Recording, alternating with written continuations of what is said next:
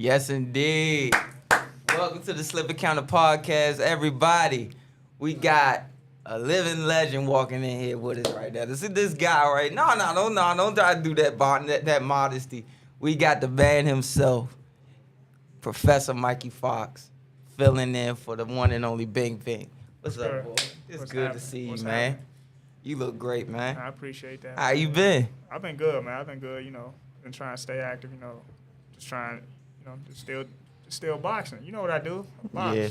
I always tell people, you and your brother, your dad, y'all are consummate pros. Like, y'all always true to the game, true to being professional. Like, everything about being a fighter, y'all do it. And not just in training, not just when you just sign the contract to go get, y'all do it all year round.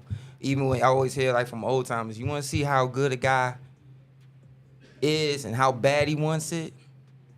See how he trains when there's no fight coming up. See how he lives when there's no fight coming up. That's important, too, because I feel personally like if you,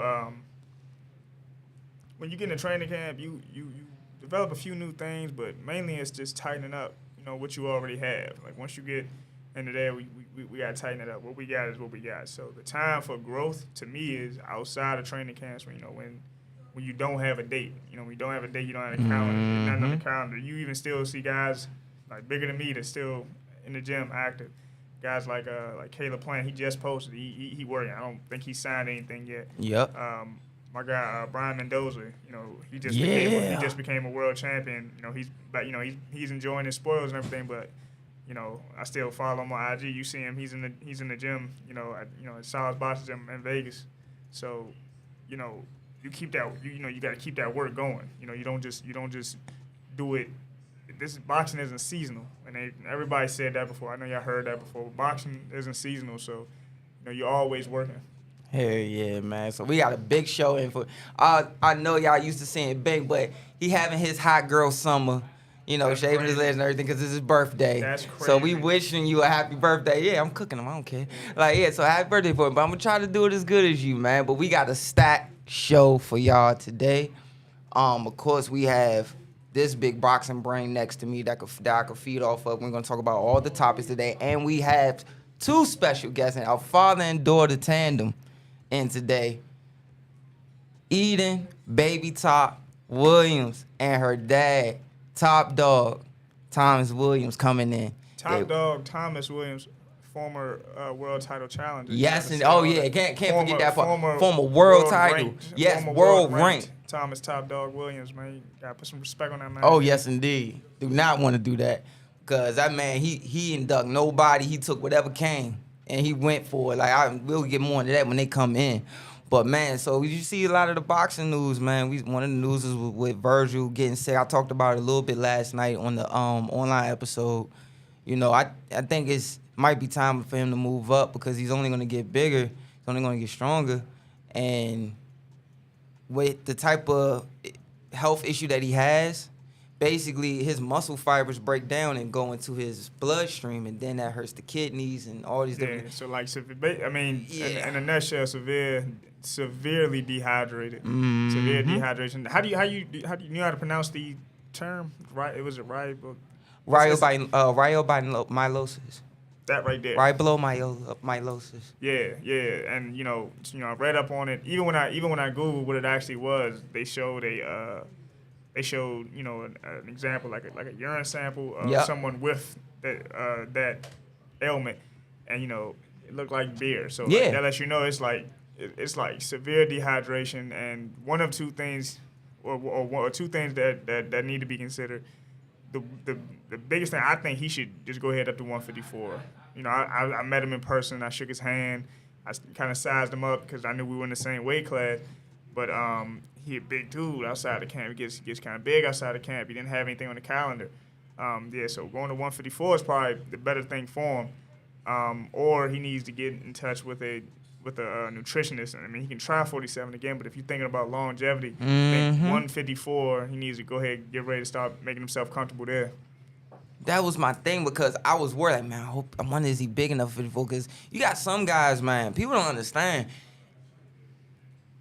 I'm tall, But I can't do no, like, if I was active, I couldn't do 54. I would try my best. My career will end at 47. The only way I would fight at 54 is if it's somebody like me who came up from 40, 47, 54, because there's so many bigger guys there.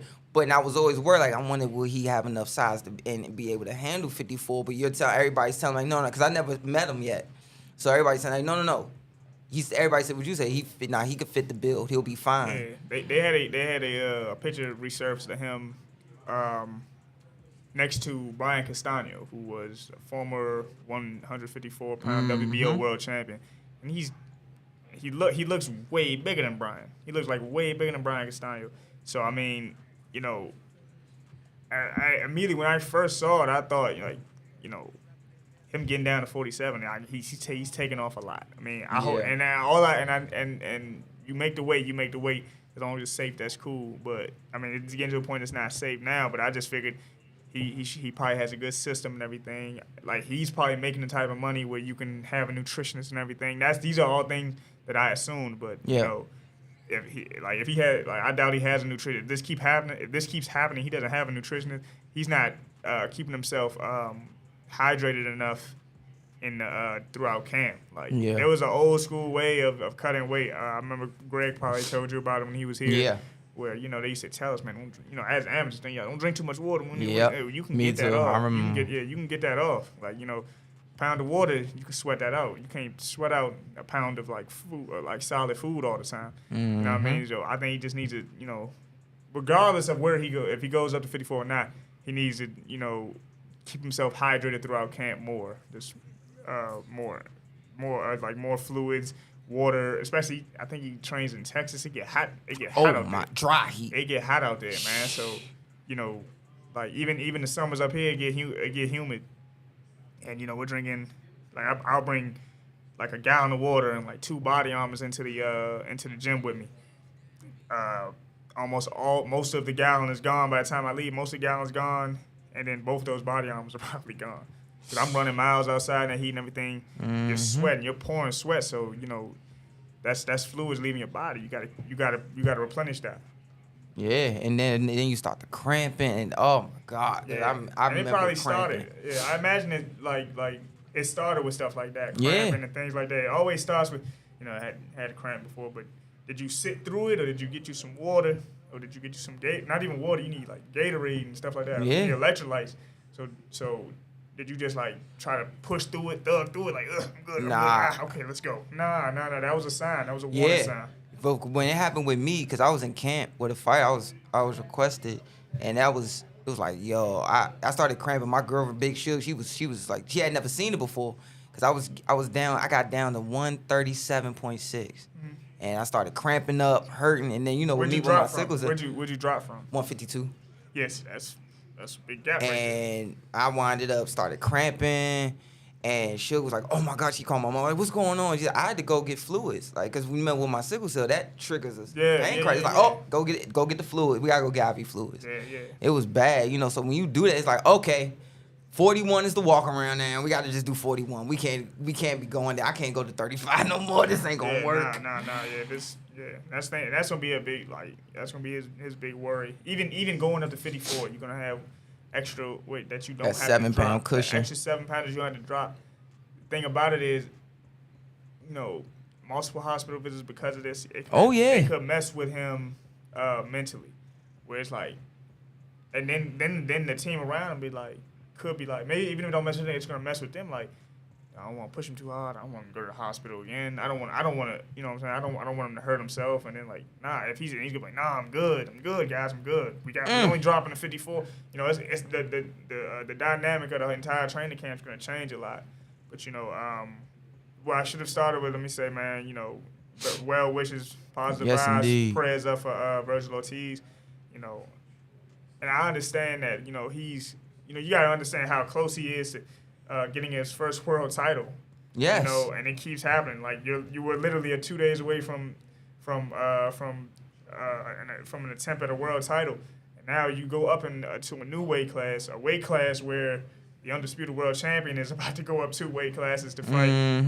He's probably going to wonder, Now I got to sit around. I got to do all that again. You ain't got to do everything again. It's going to set you back some, but there are fights that can be made up there, and he'll have that opportunity. But if he's thinking about his career long term, 154 probably where you need to be, man.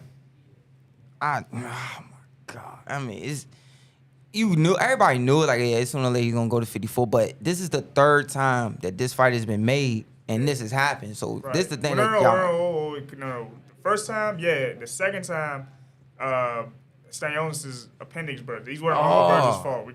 These weren't all Virgil's fault. Let's not put out a false narrative. Yeah. But appendix bursting, that's surgery. That happens to that can happen to anybody. That happens to regular people. That happens to anybody. It's unfortunate to happen now, but it's got to get done. Got to get fixed. But this is two times where dehydration. Virgil had to go to the hospital. And that's it.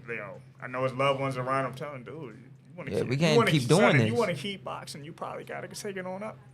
Yeah, and if you doing this, and then you going in the ring the next night, and now you... It could have happened in the ring. And it's... People don't understand. A lot of stuff happens in that corner. A lot of stuff be happening on the inside with these fights that be happening right in front of y'all face that you have no clue about. That, he could have really been in a lot of pain, and then like, no, you just keep pushing. You're going to keep pushing. I'm going to coast this round, work this shit. And he's just hurting it, breaking his body down, so you just want him to get his rest. Don't even think about boxing right now. Just think about getting yourself together, bro. You'll be fine. You got plenty of time left in this game.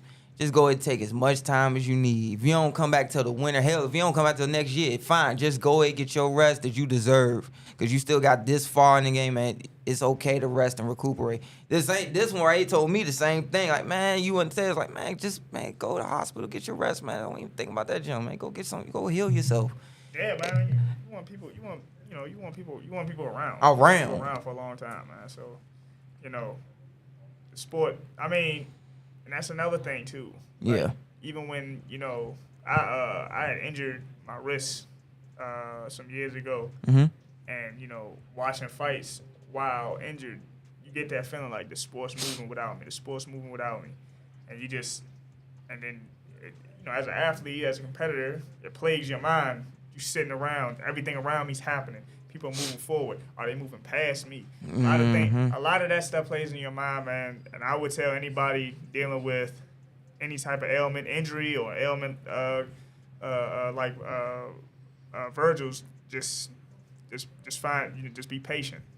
Just be patient, because besides when Virgil comes back, it's gonna be a big deal anyway. Return to Virgil Ortiz. Golden Boy presents Return to Virgil Ortiz. It's on. Especially if they do it in Texas. Yeah, get your tickets in Texas. God. He back. Oh yeah, especially if they do it. If they go in and they do it there in Texas, man, he coming back. That'll go nuts. Yeah.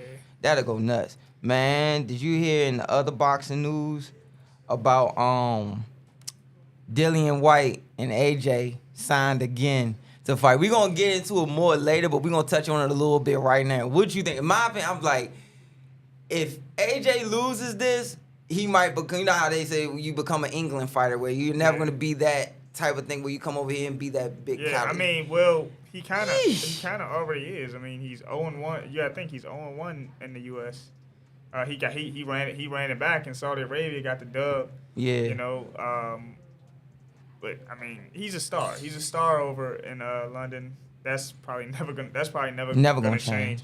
This is a big fight over there. Maybe, I don't know. I would have to ask my guy. I would have to ask my guy Joey. Shout out to Joey. I would have to ask him. He's from there. Mm-hmm. I asked him about when the Conor Ben, Chris Eubank fight was going. I went to him like, yeah, how you feeling about that? He's like, man, everybody thinks that Chris Eubank gonna be too big, blah blah. But yeah, the Dillian White fight. It's just been there, done it, and where is the excitement, because he's coming off of getting knocked out by Tyson Fury. Like, this is the best y'all could find. Like, come on, Eddie. Come on, Eddie. And Kenichi, Miss Special K, can we turn up the background music just a little more? But my thing is,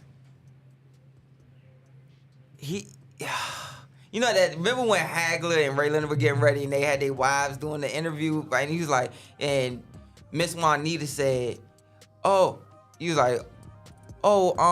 Godspeed to Bernadette and Marvin, and he said, babe, he wants to hurt me.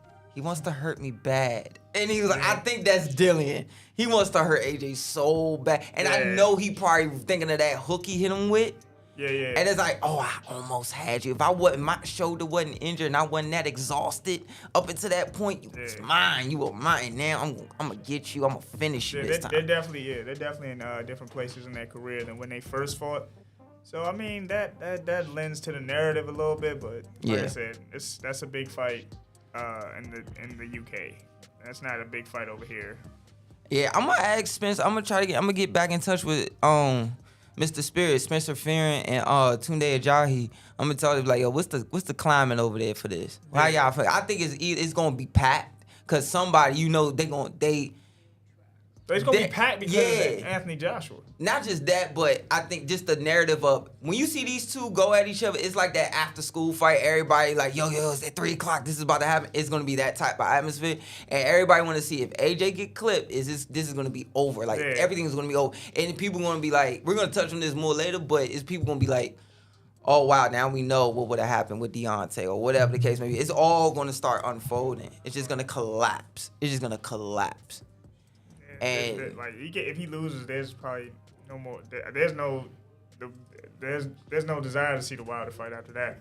You know, I think because I thought I was talking to Tez about it. I was saying the Wilder Joshua fight still has some. Shout out Sly Ezra. Yeah, shout out Sly Fox, Team Combat League, light heavyweight. Yes, indeed. Anyways, I was telling him about like it still has a good story behind it because if you look.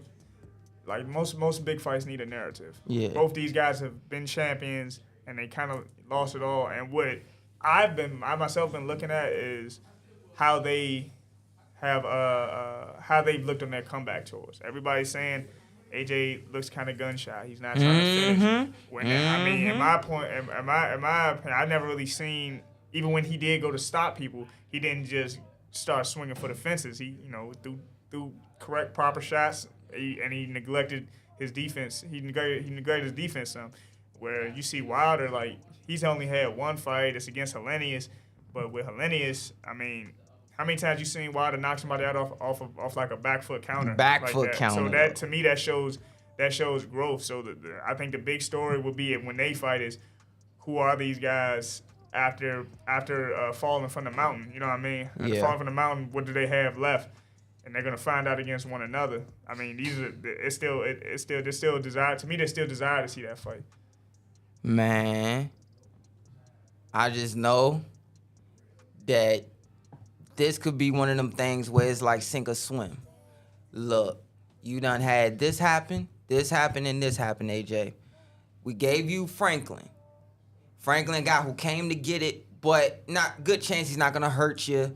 You know, he's not gonna put you out one punch or whatever. So you're gonna get the rounds in, see if you can get your feet wet, get your skills sharp, see if you get the rust off, whatever. Yeah. Whatever narrative you wanna put. Now it's like, all right, can't babysit you no more. We just gonna see if you really gun shy now, or if you really okay with going back out there. Yeah. If he ain't, if he's honestly, I haven't seen many Dylan White fights. I've seen some, but I know he's still a brawler. He's still down to rumble. You know, against anybody. So, you know, I think he's gonna get touched, and he's gonna have to decide. He's gonna have to decide how he react. He's gonna have to decide how he reacts. I'm gonna try to put this dude away. Or Let me get sharper. Let me try to box a little more. Get back on my bike. I mean, kind of like they did the second Andrew Ruiz fight, but I don't think he'll win a fight on the back foot with Dillian. Yeah, he's got to hit Dillian with something that's gonna make Dillian step back. Like whoa. Because a guy like Dillian, we done seen Dillian get clipped through his career. He still fights the same way. Each fight, he gonna come and get it. You can't sit there in there with a guy like that and think he's gonna come to get it regardless. Especially now, he's gonna have extra motivation because he don't like you too much at all. Yeah, so he's been asking for that rematch forever. He been asking for that forever. Like to the point where if I see AJ in the street, like it was them when they talk about each other, it kind of reminds me of Ray Robinson and Carmen Basilio. When Carmen Basilio was like 88 years old and doing the interview and they was talking on ESPN, he said, No, I don't think he the greatest fighter ever. I think Willie Pep was. What do you want me to say, man? I don't like the son of a bitch. And if he walked in the room, I still lick him. I'm like, yo, you 88, you still want to smack. That mean they genuinely it was didn't legit. like each other. They genuinely didn't like each other. I mean, there are most times, no matter how fights go, that there's respect there eventually. Because at the end of it, it's still a fight. You know what I mean? It's boxing, it's a sport, but it's a fight. You know, what fighting is, like, even in high school, you fought a guy, you might have fought a guy, whatever. It was just to see what about. Y'all weren't on the same page, so you had to see what one another was about. And once you did, whether y'all didn't like each other or not, that was normally it. You know, it's only sometimes where you hear about guys wrecking like Ali and Frazier. I think they might. Honestly, I think Frazier might have died hating Ali. Oh yeah. Not really liking him. Rightfully so. I mean? I understand it. I understand it too. I understand too. But like I said, it's only a few instances. It's only a few instances in that that I can really think of. You know, that's how men are wired. Once we fight, I know about him. I still don't really like him, but once I see him, I get the head nod. That's all we say to each other. You know what I mean? Or y'all might find out we actually had a lot in common. It just be like that. Yeah, only a few. Besides Mickey Ward, Arturo Gatti with Ivan Robinson. All the they actually were really cool. Like after the first fight with Ivan Robinson, they went clubbing. Like he went to Ivan Robinson dressing room. Hey yo, come on, you gonna go with me? It paid for everything. Right. One more modern than that would be Tevin Farmer and the Irishman. Jono Carroll. Like they did a bunch of talking. They took him for a Philly cheesesteak. I remember this cheesesteak. Look. This is the thing. Out of that, Tevin, while he was still champion, brought him back for a training camp. What? Yeah, they would. And he did a lot of sparring. Then I actually, watched Jono's next fight, and you could tell he been over there hanging out with Tevin. He's stepping back, countering. You know what I'm saying? He wasn't just kind of barreling in like before. Barreling in. You guys, he spent a lot of time out there. He picked up some things. And that's what it's supposed to be. Especially when you go to training camps, you're supposed to be I call it studying abroad. You know what I mean? I go to different I went to camp with Tank. I've known Coach Calvin and Tank and them forever. But kids, I wanted to see they're at this level now. What are they doing? I went to training camp to help Brian Mendoza for Fundora. And I wanted to see, that was a bit of a cultural exchange. Most of them was in there speaking Spanish and everything, but I'm watching. He called, Salas calls his gym, the House of Fundamentals, and they real big on that. And I can, I can see it. They it's a lot of repetition. It's not a bunch of fancy combinations and stuff. That stuff does sell. Don't get me wrong. Especially if you want to put something on Instagram, but they doing a lot of fundamentals and stuff. Yep. So I would go over there. I'd be in a full sweat, like I'm trying to do the fancy stuff. I'm like, nah, we just did double jab cross about 100 times. You know what I'm saying? And we did 3-piece, or we did this, we did a certain combination 100 times. They really focus on how you step your feet and things like that. So I learned. I try to. I'm always trying to learn. So that was right up my alley. So basically, because now I'm trying to learn from you, he was like, okay, we're going to keep doing this jab cross, but it's because of different sequence. Like, all right, this sequence is putting your foot here, so placing it here. So the first one, double jab cross. All right, so when you double jab cross here, you angle yourself this way, lines the left, just going to line your left hand up straight on them, blah, blah, blah. Little nuances. Yeah. The little nuances that, that are, so easy is difficult. You feel me? So, and then I would, double jab cross, again, otra, all that. I threw it a bunch of times. Then we might do 3 or 4 rounds. Then he'll add a few little extra things, but that's after I get the double jab cross the way they want to see it. They want to see it. I'm like, all right, cool. I'm here to learn anyway. You know what I'm saying? Yep. And it makes you really dial, stuff like that makes you really dial back even when you hit the bag.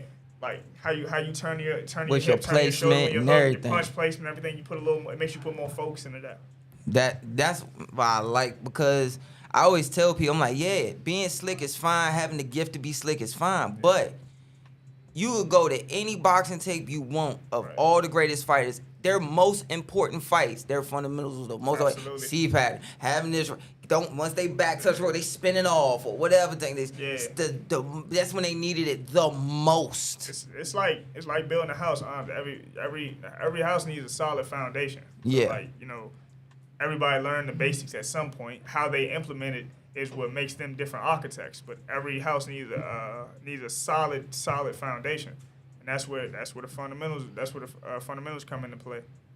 Man, to me, I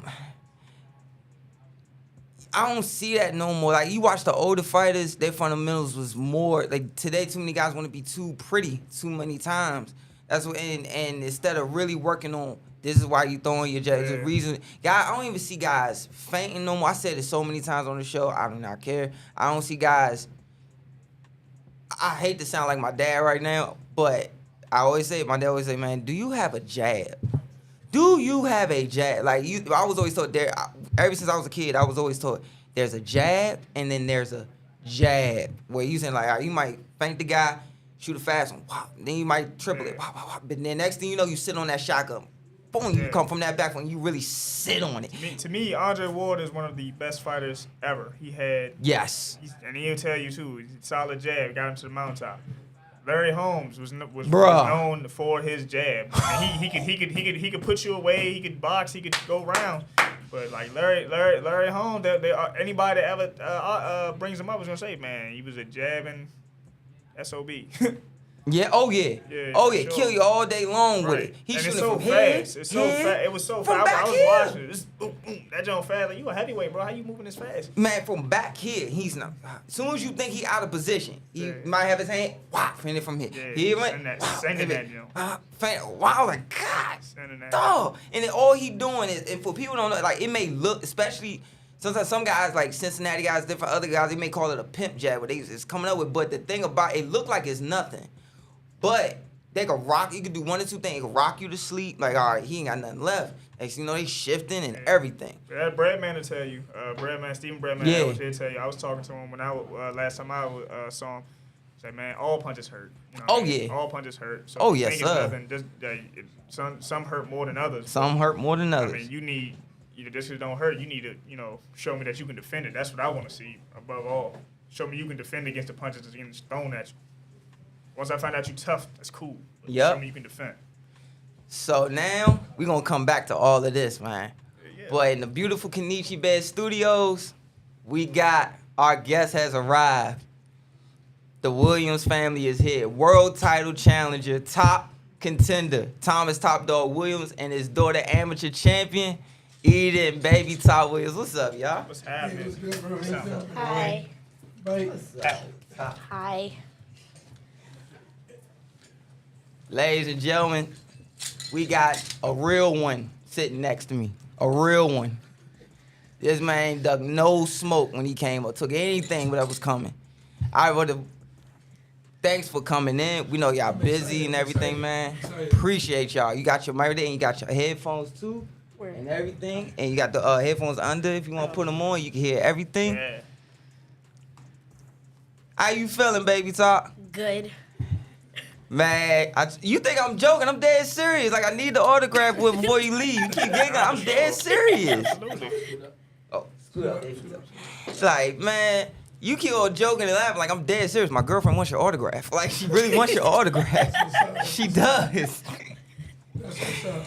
Yeah. Man, everybody was like, after I said it on the it was the Thump Yard, and BINK was like, so who you looking for to say, Baby Top? Y'all. I haven't seen you fight in person yet, so I do want to check you out. Cause as far as from what I have seen, you're sharper than this dude ever was, man. I'm playing, but in all seriousness, no, you're doing well. I mean, I remember when you brought her to the gym. You brought her to the gym. I sparred him. I forgot his name. You brought him to the gym to spar him, and you had I guess her and her sister. Yep. Yeah, they were punching and stuff. I remember my dad said, man, Tom, you gonna have to get some sons, man. But then she took to it. You took to it. Your form was good even then as a young lady. So Yeah. I'm glad to see you doing your thing. Thank you. Hey, thank you, man. I really, God bless me with all daughters. I got 4 daughters. I got a newborn. She is 5 months. Congratulations. So, but she not boxing. He said, Yes, she is. Yes, she is. I Yeah. already said it, man. She not boxing. You probably said that about her. Oh, yeah, he did. He did. He did. Man, it takes a lot. It takes a lot for this, man. As you guys know. Yeah. You've been around. You've been in the ring, Mike. She's a professional now. It takes a lot for this, and I believe that sometimes your childhood may be taken away. Oh, yeah. From the sport, but she with that. She don't care nothing about that. You know what I mean? But that's the thing you know though. That's the thing you know as a dad, as a father who has fought. You'll know that, you know we ain't got to go to every tournament. I'm gonna let you be like even as a kid like my dad like man Joe, if y'all want to go do whatever school activity, homecoming, do that stuff, bro. Go do that stuff too. That like boxing gonna be here. I mean, but you'll understand as a fighter. You know what you might have missed out on. I mean, you can make sure the cycle don't continue. That's the good thing about the position you're in. True. You know, she took 3 months off one time. Yeah. Then she came back. It was like I'd never do that again. Nope. Yeah. Because it wasn't there like it was used to be there. You know what I mean? But I want her to have that childhood. I don't want to have her to have the Michael Jackson childhood. Yeah. When you get older and then you become weird. What people think is weird. Hey. You know, Never Land and all that. You know, it became weird, but not really because he didn't have a childhood. Yeah. So when he became an adult, he's like, man, I'm going to have fun now. Right. But it looks weird you being a 45, 50-year-old man. Doing those other things. Yeah. Backyard with Giraffes and old Sleeping music with pods, big old teddy bears and Right. everything. So let me ask you. So Okay. Outside of boxing, do you have any other hobbies? I like to draw. I do too. Me Yeah. too. She can draw really good. She's being a little modest. She can draw really good. That's what's up. Really, she can draw really Like, good. Yeah. Do you Start got getting any, paid doing these logos for some of these fighters. Yeah. Dead you got serious. any? Do you got any like TV shows you watch or? No, not really. No. Oh, she Boxing. focused. She Boxing. Yeah, boxing. I said. Yeah. I try to get her to do other things. She Yeah. just want to do boxing. I'm like, Yeah. do something else because I don't want you to get burnt out. Mm-hmm. Do some other things. Mhm. She was doing, Mhm. she Or was just doing pacing. gymnastics Oh. with boxing. Yeah. And then she's like, forget it. I want to drop gymnastics. I'm like, you sure? But then we just talked the other day. She's going to go back. Yeah. Yeah. Gymnastics and boxing. You know why? Do you know why She's your an dad athlete. didn't want you fighting? Because he said that that it would kind of be hard. Yeah. Because he knows like what you have to go through with all the dieting, the eating, not be able to go outside every day, and stuff. And he said, "Well, why do you want to do that?" I said, "Because it seems like natural to me." Yeah. That gene is strong. I think I don't know if you remember. It was me, you, your brother, and we were all at Rosecroft watching the fights. And I forget what daughter was when I said, "Man, they fight." You was like, "Nah, I don't want to It might fight." have been her. It was me. And the It thing was was, and the crazy part was, I was talking to Hassan Rockman Jr. All of us, like, we had the same thing when we was like, "Your dad," I forget, I think it was DC Mike TV asked us. He said, "Did y'all dads like?" I told the people, they said that y'all were natural a little bit, you know. So did they want y'all fight? No, they didn't want us fighting. They said, "Why they didn't want y'all fighting?" I said, "Because all that hard work, and they think about the shots that." They thinking about running in the cold. They thinking about the shots that they got hit with that they didn't get hit with, but they heard it breeze past their head and all that stuff. Like, man, I don't want my kid going, I did this, so you ain't got to go play basketball. Like, go play basketball. That's how you. Yeah. That's how you. I mean, you will want it. Like, if you ask me, like, would you make your son box? Absolutely not. No. If I had a kid, period, like, would I make them box? No. But they will know how to defend themselves. Yes. Because I owe that to them. But they would not have to compete just because Exactly. you know what it's been through. You know what it is. Like even at at your age, like it's things happening where at the time I didn't understand just because I'm like, hold on, man, the school's having a pizza party. Man, you want to eat that pizza? You gotta fight. You gotta make this way. Yeah. Like, oh, man, I ain't know. I thought everybody's gonna eat some pizza. Yeah. I think also it's like, and they was like, so what made they say, well, they see that, man, I can't keep it away from them. They want this bad. And it's like, all right, come on. And as long as I'm right here beside, was it like that for you, Talk? It was. You know, I used to go to the gym with my dad. Hit the speed bag. I fell in love with the speed Yes, me too. bag. And after that, I must be started that other sound. stuff. It must be the. I think Yes. that's the sound because that joint. Yeah, Everybody. A speed bag. And then, you know, he tricked me like, hey, man, you might as well start bringing a little bag, a little towel with you. You know, you sweating. then that's how I got in. But man, boxing is just, I've been through so much in the sport of boxing. Like behind the scenes, it's a lot of things that's just cruddy. Yeah, pretty much. Cruddy. Call it what it is. It's a dirty sport. Let me hit y'all to something right quick. I ain't never said this on record. Yes, sir. So they called me to fight Edwin Rodriguez. Said, look, you gonna fight Edwin Rodriguez? We went to that one. We went in Mississippi. Yeah, no, that was the one before. Rodriguez fought Seals. Oh yeah, my bad. Rodriguez fought Seals first. Yeah, I forgot about that. So, and other people don't know, man, I was hurting. I just got a nice paycheck, but I'm in the stands like, it ain't enough. I got a newborn at home, eating. I'm hurting, bro. My bills back and all that. So I'm inside of in the row, and I'm like, man, let me get up. Rodriguez just won. I'm stepping to him in the ring. I was this coach Duke at the time. I'm like, nah, man, don't do that. I'm like, bro, I'm trying to eat. For sure. I'm hungry. Let me get up and get in the ring and step to him. Like, hey, you had a good performance? What we doing here? Yeah. Let's do it. He didn't let me get up. 3 weeks later, Al Heyman called me and said, hey, you gonna fight Edwin Rodriguez. The winner fight Stevenson. I said, bet. Send me a little camp money. I'm training. I don't know how I found this out. I found out that Adonis Stevenson was already booked to fight Edwin Rodriguez at the Barclays Center. This is before I fight, bro. Right? Yep. So I said, okay, cool. That's why they want him to fight me. A strong southpaw to get ready. For Steve. Oh, my God. Right? Yeah. So I found it out. Bro, I put everything into this. Then I knock him out and I get to the dressing room. Al calls. Good performance. And he says, well, let me work on the Adonis Stevenson fight. I said, work on it. It's supposed to be in stone. Yeah, this was supposed to be it, yeah. That's because he was already booked. It was booked at the Barclays. Yeah, so you realize they did what he's saying. They didn't expect him to beat Edwin. They didn't expect him to beat Edwin. Yeah. That's the bottom line. And I remember that fight. He fought crazy. It was that. Oh yeah. But I knew it was gonna be a while because they fought on the card together. So I kind of assumed that eventually y'all would get booked. When you did fight in Mississippi, that was the one when Tez flew and then he was asleep with his eyes open and you was having that full-fledged combo with him. But I like heavyweight. You start, I'm still young in the game. I'm like, you start putting 2 and 2 together. Oh yeah. But to hear that part of the story, just to say that they expected Edwin to mount the floor with him. That makes me more proud knowing you that, man. Way to put that work in. Camp, yeah. Boosting me. Oh, we think you're gonna beat me. They don't even know that I know that the fight was already booked. Right. They were gonna sell it as like Edwin Rodriguez, because the Dominican culture is big in New York. Yep, and he was from Boston, right? Was he from somewhere around Boston? And they were gonna pull all them people coming up. They was gonna drive. They were gonna drive 3 hours. But he's Dominican. Yep. Yeah, and then Dominican in the Barclays Center. You in New York? Come on now. Yeah. You know what I mean? And all right. So look, you don't have to. You ain't got to worry about all that kind of stuff yet. So enjoy. So make sure you enjoy amateur boxing. Oh yeah, amateur. Enjoy the amateurs. Enjoy amateur boxing to its fullest, because then it becomes a roller coaster. It becomes a circus. Okay. All right. Yes. He's gonna guide you through it. If you decide to make the jump, he's gonna guide you through it. Listen. Keep listening to Pops, because y'all see what's happening. Yeah. You hear that? Y'all see what's happening. Yeah.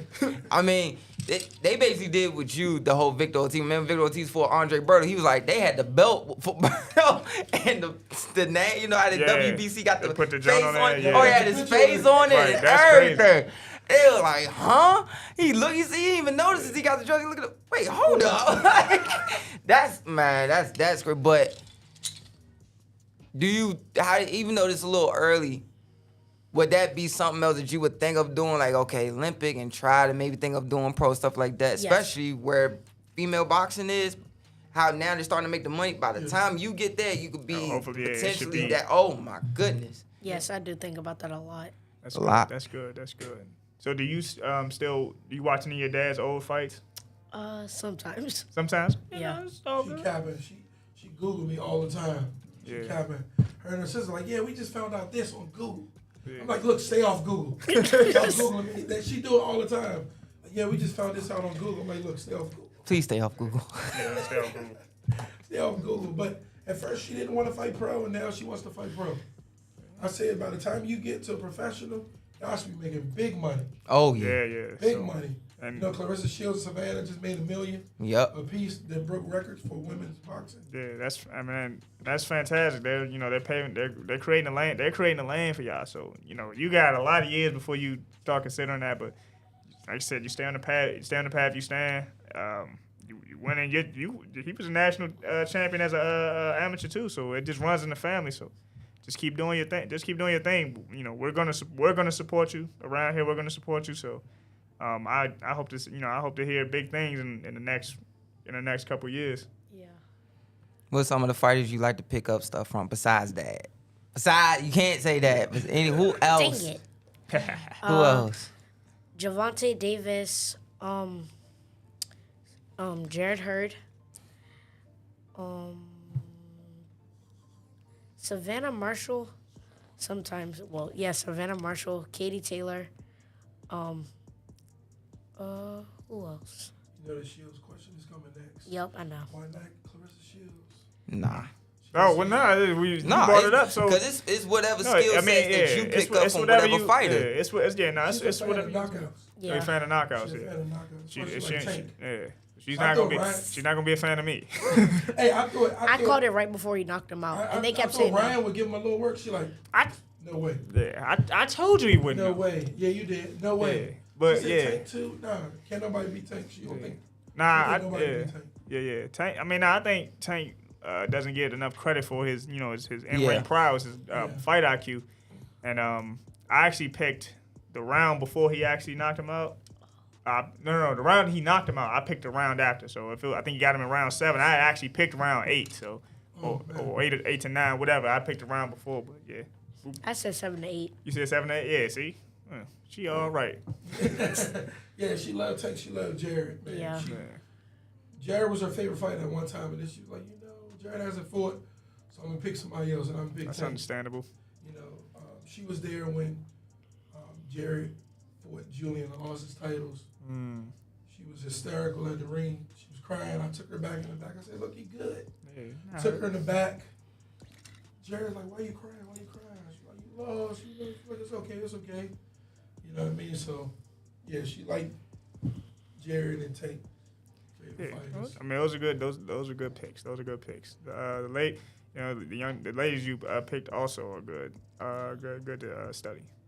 So you like knockouts? Yes. I like knockouts too, but I like setups of knockouts. Same. Like I like the precision of where you're gonna place and stuff like that. What is your thing you like to take to watch with knockouts? Maybe setting it up a little while before you do it, like for rounds beforehand. Yes, beforehand and after. Okay. So then you could probably get a stoppage. Okay. We got a question from, shout out to everybody in the chat. We got Lou Peterson. What up, Lou?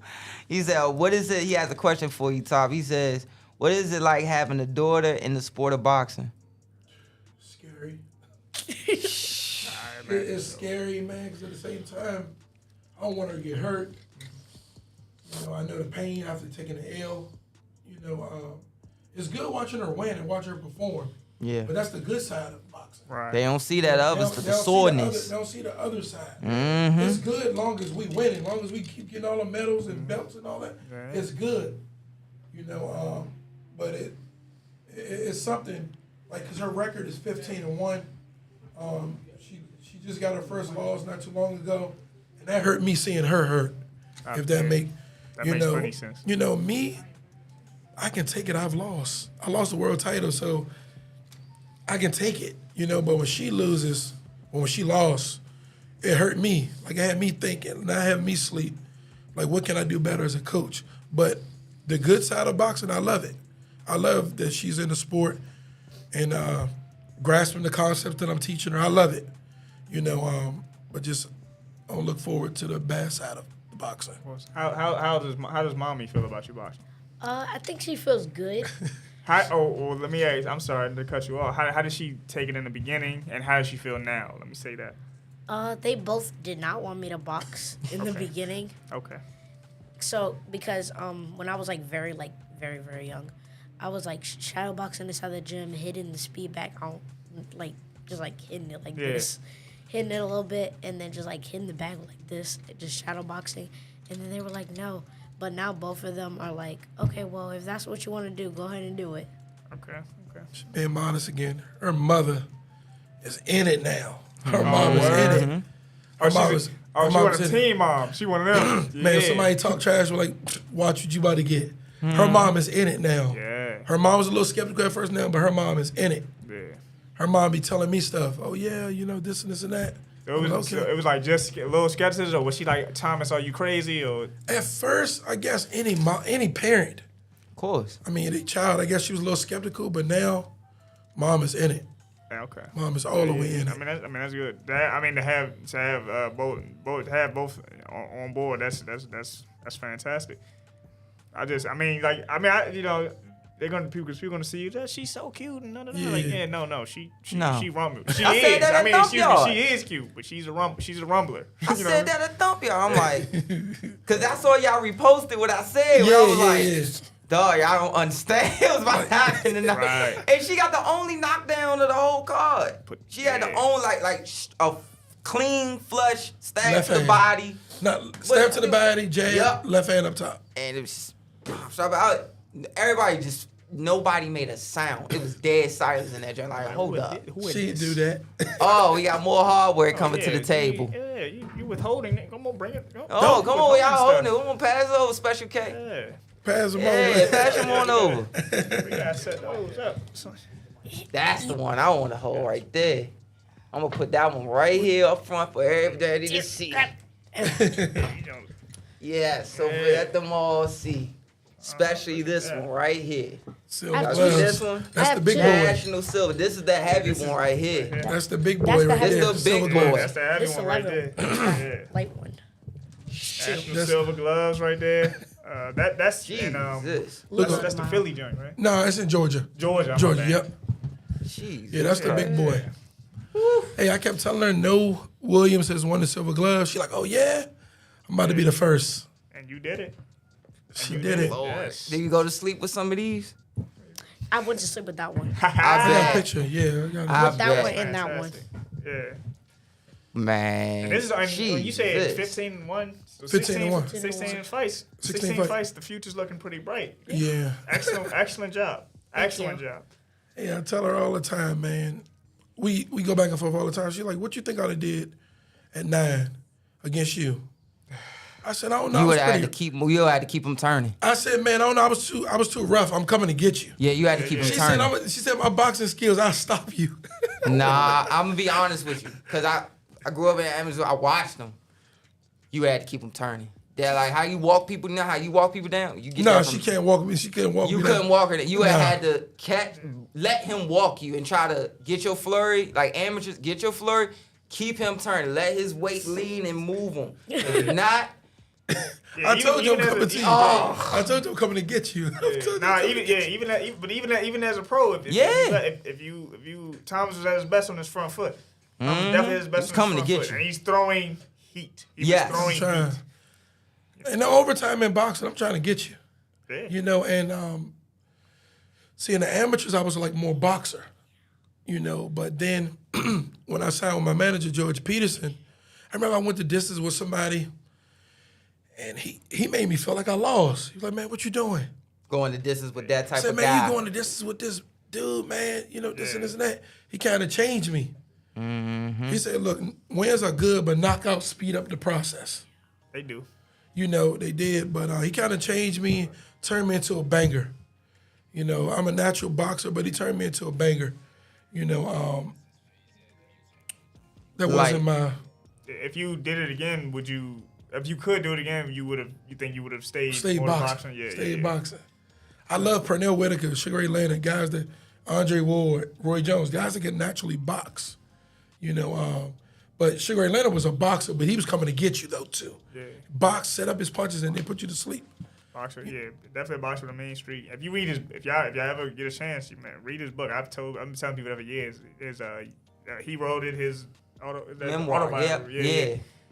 He wrote that jump was really good. It goes into detail about thoughts going into each fight and everything. Like he talks about the first Duran fight, how seeing Duran himself was in the his mirror. head, how Duran was in his head, and the second fight, how he just was free as a bird and things like that. So, I mean, like you said, Ray Leonard, like you said, he could box. Yeah. Excellent boxer, but he was like a Mean dude. dude. He was evil, especially if you and pissed him off. He smiled, he happy. He was everything. He was kind of like everything a fighter needed to be. As far as media wise, as far as fighting, you could put him you could put him in a soda commercial, you could put him everywhere. Yep. But when it was time to do work, he was coming to get it. Man. Yeah, he was one of the best. Yeah. But just so you know, in the amateurs, I think the rule still stands. The amateur, you can't grab the guy and spin him, right? You can't touch him, correct? I don't know if you remember this. You and Fast Hands, y'all both taught me. Y'all was like, I had a fight coming up, and you was like, June, you be spinning, but you be spinning nice, bro, but you gotta sit there and sometimes turn him. I was like, yeah, but I can't touch. And you grabbed me, and he did this move with my elbow. Your dad went, yo, sit like, and I was like, what the? And he went, boom, boom, and then spun me. I was like, cook. God almighty. I was like, I could do that? He said, yeah, but you gotta make it quick, because if the referee here, you gotta touch that, get gone. Yeah. Make it quick.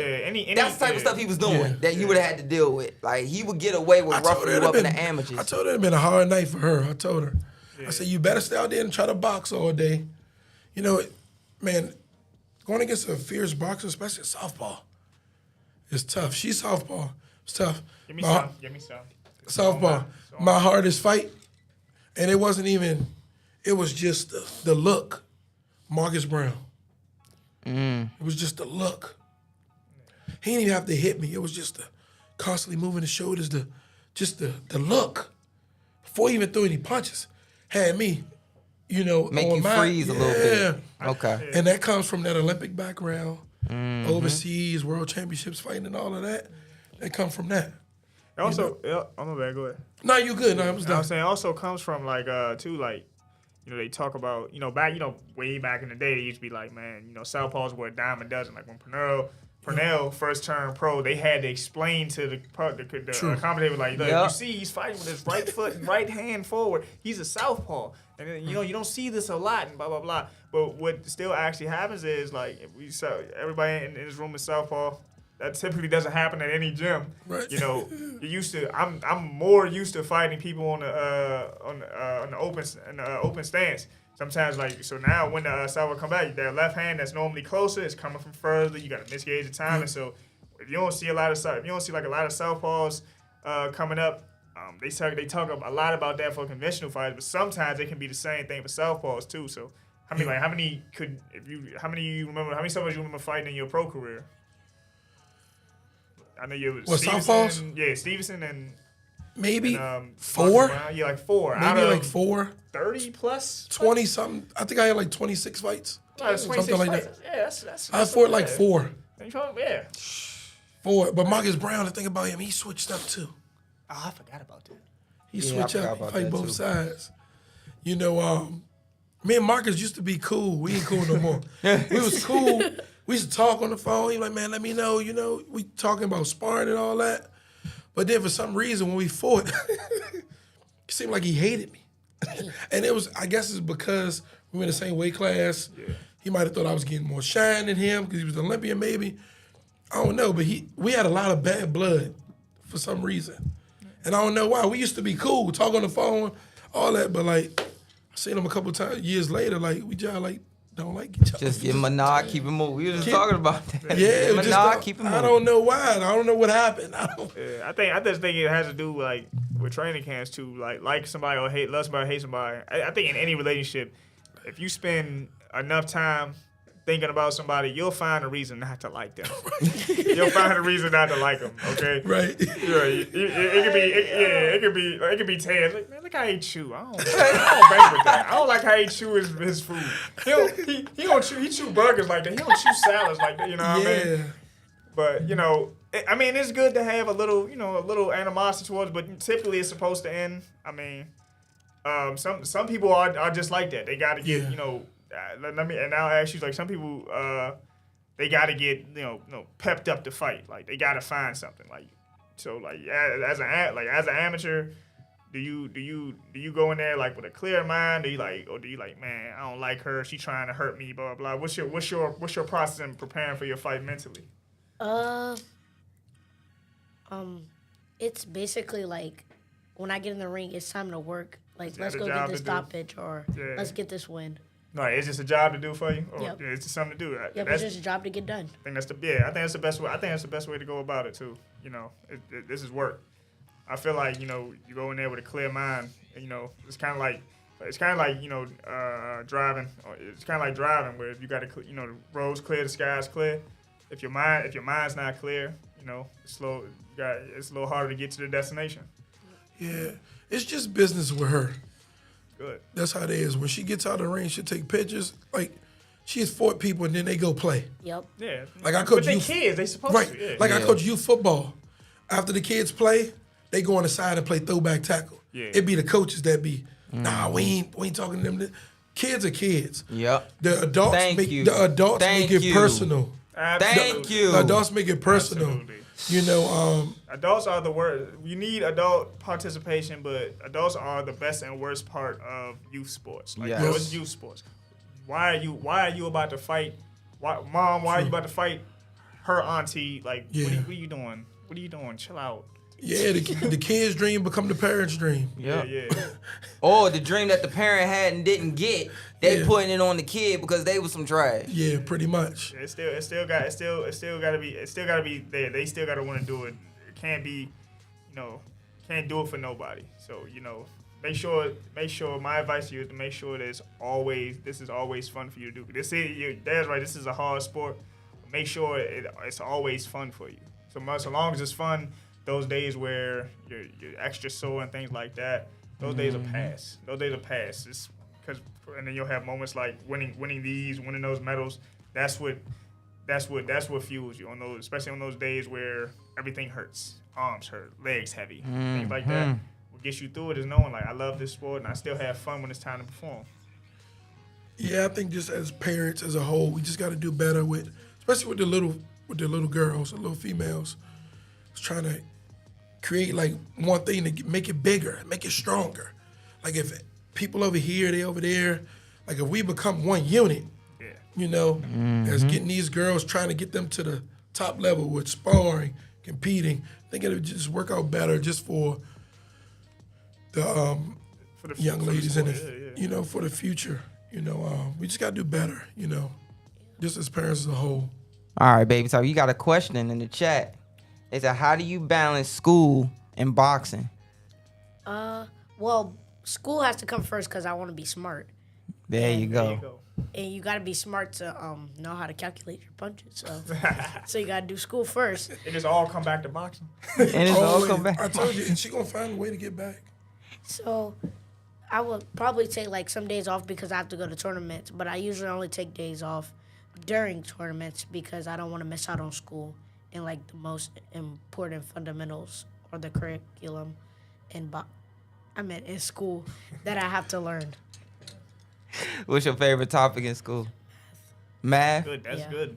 Oh, so you okay? So me and you about to have a conversation. So you remember where your dad fought at when he fought for the title?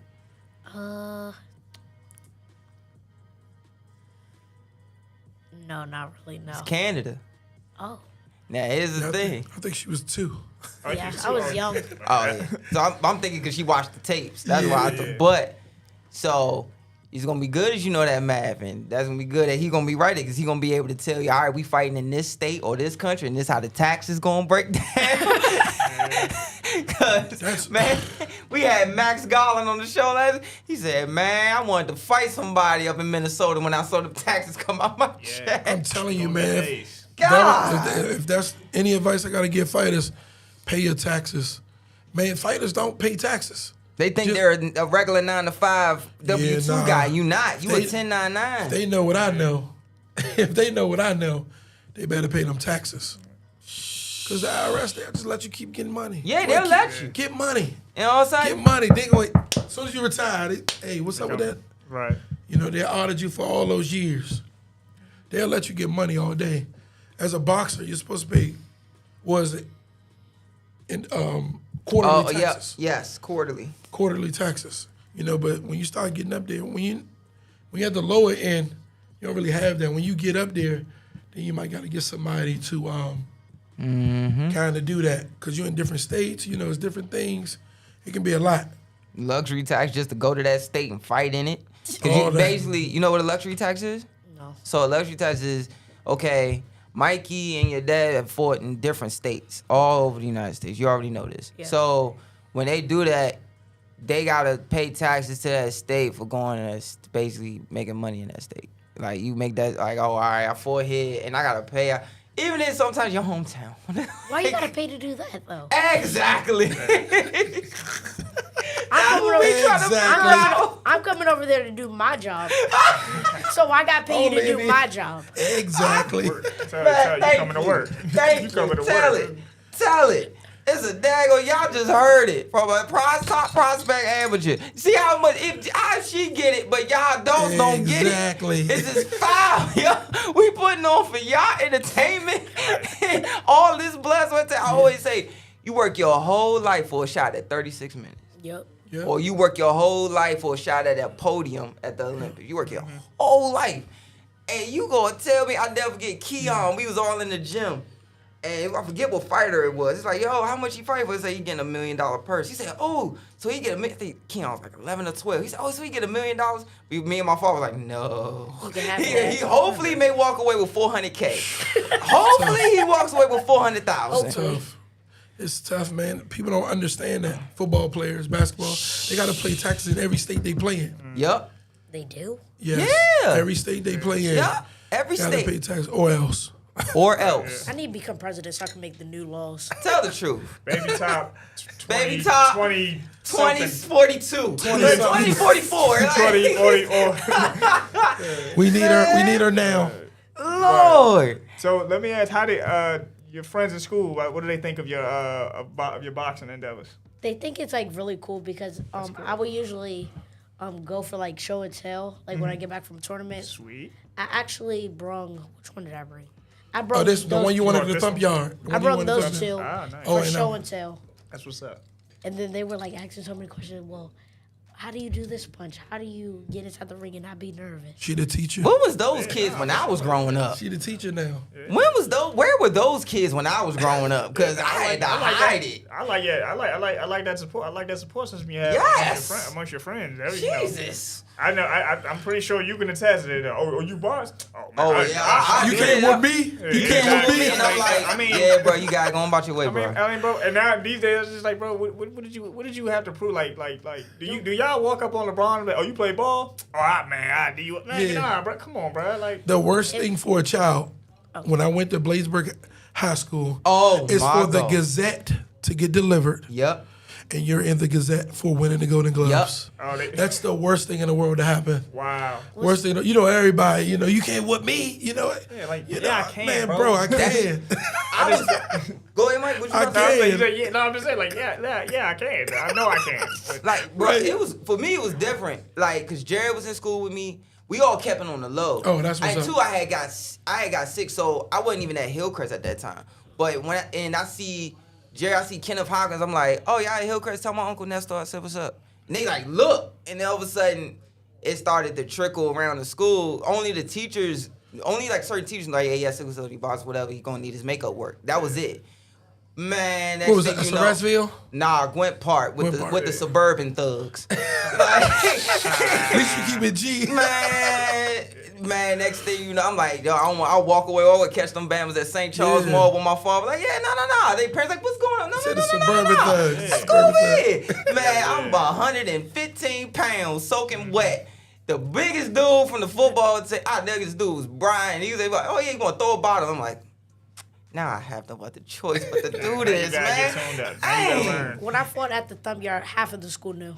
What? Because I gave it to two of my friends, the Flyers. Nice, Two? Nice. Two of my friends. And half the school knew? And half the school knew? Wow. Jesus. That's like 500, about like 200 knew. About 200 people knew? Did anybody come? Did they watch the link or anything? Two. Yeah, two, and a couple of people watched the link. Oh, so yeah. That's what's up. You had like more than 2 though. You had the twins and you had Emma. You had like 3 or 4 people. Yeah, 3 or 4. Yeah. Victoria watched it, I think, on live. Okay. Right. Jeez. Hey, let me ask. There was a I think it was a few years ago. Y'all had like y'all were in like a parade. And Yep. Yeah. What was that? What was that like? That was the Laurel Parade. Laurel Parade. Yeah. He said, what was it like? It was fun. I was like nervous because there was like so many New people? Yeah. I understand. I had to have my uncle Rob. They're actually inside the car, and my sister Avery. They had to hold all my belts. Like, yeah, we walked like a mile, I think, something like that. It was good. Yeah. It was good. A lot of people in Laurel knew her. And then she was on the news, so a lot of people be like recognizing her for the news. Yeah. It was good for her. That's really good. A lot of good exposure during that parade and everything. At my old school, I came into school, people were like, oh my gosh, Ina, I seen you on the news. I'm like, hold on, wait, huh? Hey, why were you up that early? Yeah, getting ready for school. Because we got right off the news and went right to school. She went right to school. Like, I'll be looking at my classmates like, why wasn't you still asleep? Right. Like, It was at like 6 a.m. in the morning. I'm like, how are you up? Yeah, it They was was good. like, I was getting ready for school too, just like you. Yeah, I was like, what time did y'all go to school? I had get around that time. I just walked into the classroom. They was like, oh my gosh, congratulations, I see you on the news. I'm like, oh, okay. It's That's good, man. Yeah. It's And good. look, and that's the thing. That those are things. That's the things you can always. Those things you can always remember. Like even when you're my age or your dad's age, you can be able to tell you I was in a parade and I did this, and my boxing took me to different states, maybe hopefully eventually different countries and stuff. Because I mean, it seems you're on a trajectory to be on somebody's USA team. yeah, definitely on that. Tell her all the time, man, just stay focused, work hard. That's the thing. A lot of boxers, a lot of boxers in DC. Let's talk about that. Yes. We lose focus when we get to the upper echelon of the rankings, everything. One thing about DC fighters, they love the club. They love the club. They like the hosting the parties. Right. They like It's you the cannot area, man. you cannot find no top dog hosted party, no top dog event at a club. That's how you be successful. Yeah. Stay out the way. You gotta stay out the way, man. You know the clubs that's nothing. That's Go ahead. that's not gonna get you to the top. It's not gonna keep you focused. Cause you can go in the club, they putting you on the DJ. Right. You know, you getting the wrong crowds around. You're just not good. And that'd be right there. People thinking they made it. Like, nah, you getting some attention. Right. I mean, you know, that's the first down. That's not a touchdown, man. Right. You know, you world titles. That's the goal. And Of course. And don't be in the club with your world title. Like, Yeah, you are. man. Because that's one. That's some bad. See, a lot of people don't know this. At a point in time, Washington D.C. had 4 world champions. Mm-hmm. For real? William Joppy, Yeah, Joppy, Keith Holmes, Sean Bay, and Two Shot. There you go. 4. Dang. At one time. And at That's a that big time, we deal. had the most belts at one point, like the most belts per capita We had for a like lot. at one point in time. We did our We've thing. always done our thing throughout history. It just top is on point. It's just like, you know, like, and it's not just here. I mean, it'd be a lot of you excel in something, and your surroundings start changing a bit. People always want to kind of, you know, the people when they're surrounded saying they want to, man, I'm still the same dude. You're not, but you're not. Though. Yeah. You're not. You're more important. You're worth more. It's worth more for you to stay out of trouble and everything like that. Man, I'm not gonna say the promoter's name, but I never forget this one big time promoter I was talking to. He was like, I'm trying to put all my friends on. I'm telling them all my friends. I'm mentioning you, Mark. I'm mentioning everybody. I said, oh, this fighter has this attribute. This fighter has this attributes. He said, yeah. Oh, I mentioned one fight. He said, no. I'm not even gonna look at that fight. I said, why? He said, nah, he's out too much. I said, what you talking about? And he said, man, that's the thing about y'all fighters from here. Y'all nice. All y'all nice. But y'all can't stay out the club to say y'all like. That's that trouble, man. And I was like, and he just started breaking down each fighter from that day all the way back to 1990 and what they were doing. I couldn't believe. I'm just sitting there looking at him. Listen, he took me to lunch. I was in school. He pulled me out of class. I had just finished. I was doing anatomy class. I was working on a cadaver, and I finished it, and he was like, come on out. He waited for me, and he just sat there. He started breaking it all down till I was at lunch. I was like, yo, he said, yeah, man, all y'all nice. All y'all can fight. Everybody know that. Right. He knew it off the top of his head? Off the top of his head. And we were sitting like this. Boxing historian. We were sitting like this. It was a big time promoter, and he was just breaking it down to me. And he was just like, yeah, I like this fight. Yeah, I like that fighter. Yeah, I like this fight. I know who the promoter is. I'm gonna tell you after we get off. I know exactly who the Dang, promoter I might is. have needed a notebook for that. Bro, man. Me too. That's a lot to. Or go on my phone and do notes. Yeah, people don't know these promoters, just like the NFL, when they bring up somebody and then they draft stock drop because Just the they doing this, they doing this, they doing this, they did something. Nah, you remember that? You ever see that movie Draft Day? Oh, that's one of my favorite movies. I love that movie. Yeah, like, man, it's off the chain. Kevin Costner. Kevin Costner really don't miss. I like Kevin Costner, but but it was a movie like everybody and their mother knew this one guy was gonna be the number one draft pick. But then he called him. He asked him. His team had the pick too. He's like, so I asked him, what you remember about your birthday? He said, dude's like, man, I don't really remember. And then when he didn't select him, he was about, like I said, he was about to lose his job, about to get fired. He said, man, he told the owner, like, nobody went to his birthday party. He said, what that got to do with anything? We need him to score touchdowns. Like, he can't rally a team if nobody likes him. Right. He went from 1 to like 18. You know what I'm saying? I'm like, and that's millions of dollars. But that's stuff you got to know about people. Like, I know there's another fighter. It's a fighter from around here. He had fought and had like his kind of like audition type of fight, and he lost. And when he lost, he showed up to the club, girl on his arm, beer in hand. Like, promoted already kind of said like he lost, yeah, but I like him. We still gonna roll with him. And then they see that like, he don't look like he focused. They expect to see you in the corner. You know what I'm saying? Moping the whole time. It didn't mean that much to you. You know what I'm saying? It doesn't look like it mean that much to you. These guys want to invest in you. You know what I mean? And as promoters, their job is to invest in you and then, get their return on investment when you get up there, Of course, like, when she took her first loss, man, it weighed on her so heavy for so long. So long. I don't know. Just weighed on her like competitor, right? Yeah, she of just course. She asked my wife, is Daddy mad? Nah, he ain't gonna never be mad at you for that. Nah. We coming home. She like, I just want to know how you feel. Like, I feel good. You know what I mean? I thought she won it, but she lost a split to a girl from Minnesota. So. And it was a split. So somebody thought you won. Somebody thought she won. She was just hurt for so long. Look, she getting sad right now. She was just hurt for so long. But look, this is one thing you gotta look at it as too. You're an amateur, and the thing is, yes, it was a show. That's what I mean. Or a tournament. That was a tournament. It was a tournament. Okay. I'm lying. It was a match bout. It was a show. Oh, and it was a match bout. Was a show. So the thing about it is, one more thing is to look at. Oh my God, I lost.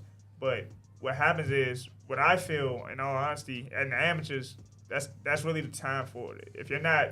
If someone's not losing, more than likely they're not challenging themselves. And you're challenging yourself. Look, and so what you got to remember too is you're 15-1. That means 15 people had to feel the same way you felt when you beat them. Yep. You know what I mean? Yep. So when it happens to you once, I mean, as a competitor, you're gonna be upset about it. But it was never no need to. That's a show. It's a match about it. Like, you could lose 100. You could lose 100 shows, but if you deliver every time when you go to one of these tournaments, that won't matter. Because you win. It's about winning. It's about winning when it counts. It's about winning when it really matters. Very true. You know what I mean, if you go and win your next 100 fights and never lose, people will start wondering, is she that good, or is she just not, or is she fighting the right people? But you stepped out there. You lost, so what? Don't worry about that. Do you want to quit boxing? All right then. You good. Like, you gotta remember. Good advice. Thank you, Mike. You gotta remember, only a few guys ever never lost in the amateurs. Only a couple. Only one off the top of my head I could think of, and that's Too Sharp, Mark Too Sharp Jones. I think he never lost an amateur fight. And he didn't lose until like his 4th pro fight, I think, or something like that. I can't remember. But look at Vasily Lomachenko. I'm gonna run down these names. Vasily Lomachenko, 496. 396 and 1. 396 and 1. Mark Breland, 116 and 1. Oscar De La Hoya, 110 and 5. Come on, Silk. You gotta remember. Oh, Donald Curry, the Lone Star Cobra, 406-4. I wouldn't even know where to find these guys' amateur records. This dude is crazy. Nah, he like a walking Wikipedia. Yeah. I can't. For boxing. I wouldn't be able to find none of those amateur records. Only person I knew was Lomachenko. And he had, because he told everything in an interview. Every interview, I was 396-1, so that's how I know. You know, so you gotta look at it like this. Only a few guys ever gone. If you fight so much in the amateurs, so much, you're fine. Yeah. Trust me. It's all learning. It's really, all learning. And it's all kind of not to downplay it, but it's sparring. It's just sparring with the audience. These fights, the shows mainly, the tournaments are where you supposed to come with it. So like I said, if you're losing shows but you're learning, like, man, we working on stuff, they're gonna say I beat her in on the show I beat her at the thump yard, but then you get to say, yeah, I came back from Cleveland a champion. It doesn't matter. It's about winning when it matters. About winning when it counts. Right. Like, you got people that sprint for the Olympics, or sprint and then make the Olympics and then come up short. It's like, yo, I mean, you beat the gold medalists. You beat the gold medalists that you were going to beat the gold medalists that year, but then you didn't beat them when it counted. So we don't really want to hear that. You winning these tournaments. That's all that matters. This is all learning. I was 40 and 60 as an amateur. I was terrible. I was terrible as an amateur. But that was all experience. All that experience took me, got me to eventually fighting for a world title. They stuck me up, but we ain't gotta go down that road. You won in Minnesota. I won. Hey, remember we was just talking about remember stuff? I remember that. Yes. I remember that in Minnesota. I remember that. Yeah, she watched it, so she probably just don't remember. Yeah, we watched it. But this, like, the shows, brush those off. You brush those off. The tournaments are the ones, like I said, you're delivering. You're delivering. This is your return on investment. So just keep doing what you're doing. And you might wind up, to piggyback off of Fest, you might wind up seeing that girl and want to beat her 2-3 different times in those tournaments. That's the like, plan. all right, you got me on the show, but I got you in I got national you silvers, national golds, piles, JOs, whatever. I beat you in all of those. Yeah, silver glove's still an advancing tournament, right? Like, you gotta win. Yep. Right. Yep. So you can say, so they're gonna say, I beat you before. Like, yeah, but you had to stay home. I beat you and you had to stay home. Right. It's always gonna be what it is. Yeah. Right. Yeah, so I think my thing about it, when I got into boxing, I told my dad, hey, look, I'm going to be done in 30. 30, I had a plan and everything. My plan was to beat Stevenson, give him the rematch, unify with Kovalev and be done. Nobody knew that plan. But you. But well, me, Rob, my mom knew. Yeah. The team knew. That was the plan. Just 30, be done. Because it was hard to walk away from boxing. It was very hard. It's something that's became my life. Yep, every single day. It was hard. You want to know what's crazy? I was driving at 6 o'clock in the morning. I said, I'm going to announce my retirement today. Called my mom. She said, where did that come from? I said, I think I'm done. I just didn't. The punches that never affected me started to affect me. And it wasn't in sparring. It was in the fight. Like, I hit with a punch and I dropped, took a knee, like, hold up, something ain't right. Yeah. Something ain't right. You know, some punches, when you get hit with a hard shot. Yeah. Then when you get hit with a shot, you're like, hold up, wait. That wasn't supposed to do that. Right. You get hit with those shots, you like, what? Yeah, like, hold up. Yeah. And I'm sitting and I'm like, hold up, man, this wasn't supposed to. Yep, this wasn't supposed to go like that. Wasn't supposed to go like that. I think boxing is, the amateurs you can do that, but pros, man, try to get in and get out quick as you can. Oh yeah, man. I don't never. When people like, yo, such and such retired, good, and they be like, good, man. He got this, that, and this thing, good. Yeah, man. He got his money and he left with his marbles. I'm good. Like marbles meaning his brain intact. Yep. Go on about your way. Like I do not be caring when I hear guys retire. Good for them. Good for him. Yeah, of course. Congratulations. Yep. Go on about your day, bro. Got your money. You comfortable? Go ahead and rest, man. Yeah. I not be caring at all. And it's like, it seemed like what you just said was like wear and tear, just all the years of doing it. Yeah, I would like to think that. I would like to think just the wear and tear, just my body just went through. Because at one point I was rolling. rolling through the fights, rolling like every other month. I got a story about that in a minute. Every other month, I was rolling. Then after a while, your body, I mean, you running 6 days a week. You doing strength and conditioning. You sparring. You doing this and this and that. That's a lot of wear and tear on the body. It is. It is. I don't really be letting her spar that much. I don't think you really need to. I don't really be letting her spar that much. You do it enough to keep, you do it enough to, do enough to stay sharp. Stay sharp and everything. But like, what I realized is, certain gyms, you don't have to name gyms, but once I probably start talking, you'll know who I'm talking about. But a lot of sometimes it's left like they have big spar wars and stuff. Like, boom, boom, boom. Yeah, leave it in the gym. Go, and they leave it in the gym. All that getting chipped at, you don't get that back. You don't get it back. If you look at like fighting games, got that health bar. Yeah. It don't regenerate that. So that just stay there. Even the next round. Even the next round. Right, but look, and then it goes throughout your career, because then when you finally, if you leave it all in the gym, it get to that halfway point, and you got your world title fight, like Joe. And he still got a little more than you do. Yep. So it's like, I just got boop, boop, boop. There you go. There you go. When you left it in the gym. One of the things I don't like is when these kids, because she follow a lot of kids, when they go to tournaments, and they be like, no days off, back in the gym on Monday. Right. That ain't necessarily, that's not good. That's actually dumb. And the person that lets you do that, she come back from the tournament, she gonna chill 2 weeks. Right. She gonna chill for 2 weeks. People was hitting us up. Are y'all training for the thump yard fight yet? It was like second week of March. Like, nah, we ain't training yet. She don't need that much longer. She fight a minute and a half, 3 rounds. Right. Don't take them that long to get in shape. How long did we train for the thump yard? It wasn't. Man, I don't even want to tell them about like 3 weeks. I mean, like 3 weeks. Said, I gotta preserve my daughter. We not doing all of that. Back in the gym on Monday, grind time, no days off. Right. You're 9. That's a mentality too. That's You're 9. Go chill. Go outside to play. That's because the parents. That's because the parents don't know. No, they don't know. That's the parent, man. But that's the whole. It's like it's it's not just the parents. It's like society. When you come back to, you come down to the sport. Yeah, it's what the parents and stuff don't know. I mean, we were the same way. I didn't understand the value of recovery until I turned pro. Actually, I didn't understand the value of recovery until my brother tore his rotator cuff. Okay. You know what I'm saying? And he was down for about a year. Yeah. You know what I mean? He tore, it wasn't just he tore his rotator cuff, his labrum, which holds the rotator cuff in place. In the boo-boo fight. Yeah, tore the bicep and tore a ligament in his elbow. Still got the scars.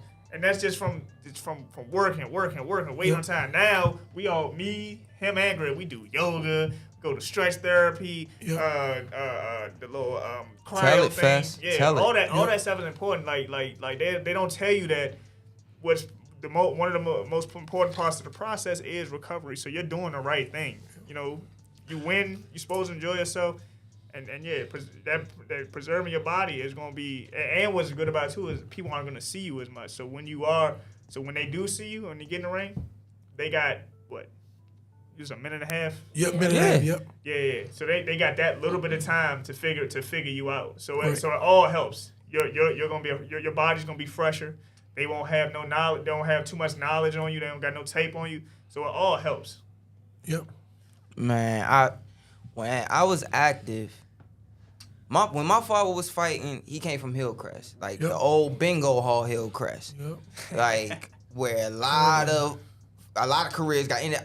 Yes, sir. Man, I was in there when I was a kid. What? I used to be in that joint. Oh, my God. I was in there when my dad was fighting Melvin Foster, who was ranked #1 in the world in that joint in the Golden Gloves. My father beat him. He's ranked #1 in the world. And Melvin was from Hillcrest. He was at 165, ranked #1 in the world. My dad beat him in that joint. I was in there. Man. I was in there. Careers got ended in that. You know where Hillcrest is? That right across that parking lot, that bingo hall. That's where Hillcrest used to be. Man, that's where it used to be. That bingo, a lot of career. I'll put it to you like this. Like, when I was your age, I was with my dad from like all the way up till he retired in the Daryl Coley camp when he was getting ready. He was holding Daryl Coley with Oscar De La Hoya. So we in there, and I never forget, different reporters would ask me, like today, when I was your age, what was it like back then, like the sparring and stuff like that?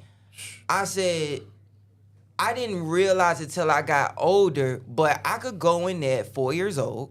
I still remember sitting there, watching Nesto, watching Daryl Lattimore, Uncle Nesto, Dad, Rasheed Heyman, all these guys in there. and then I could go home. He going back. And then I leave I don't know if I was boxing then. He going back, bro. I would leave and go home, turn on HBO and see the same daggone thing. I'm like, because I thought it was normal. Yeah. And then when I got the okay to box, health-wise, that was like, man, we not gonna be sparring you like that. You already got sickle cell. We need to preserve you as much as possible. If we got a fight and it's a guarantee or a tournament or something like that, we gonna pick it up. But when it ain't nothing, man, circle work. We working on sharpening up stuff. As we get closer and we need to get ready for a fight, we gonna pick it up. We gonna pick it up. That's how you supposed to do, but yep. man, there's a lot of that now. Because we not playing spades. This ain't badminton. This ain't, man, you are every single shot takes something off of you. It's like I forget what fight I was talking. I said, man, your body ain't no different than a car. When you buy a car, you know what they say about a car. Once you drive it off the lot, the value's there. Yep. And then what's the main thing you owe? 200,000 miles. Yeah. Once you get 200,000 miles, you watching the car. You got a limit. You watching the car, right? Yeah. So when you got your body and you sitting there, you might have a car. Some dudes got cars way past 200,000 because they took good care of it. Right.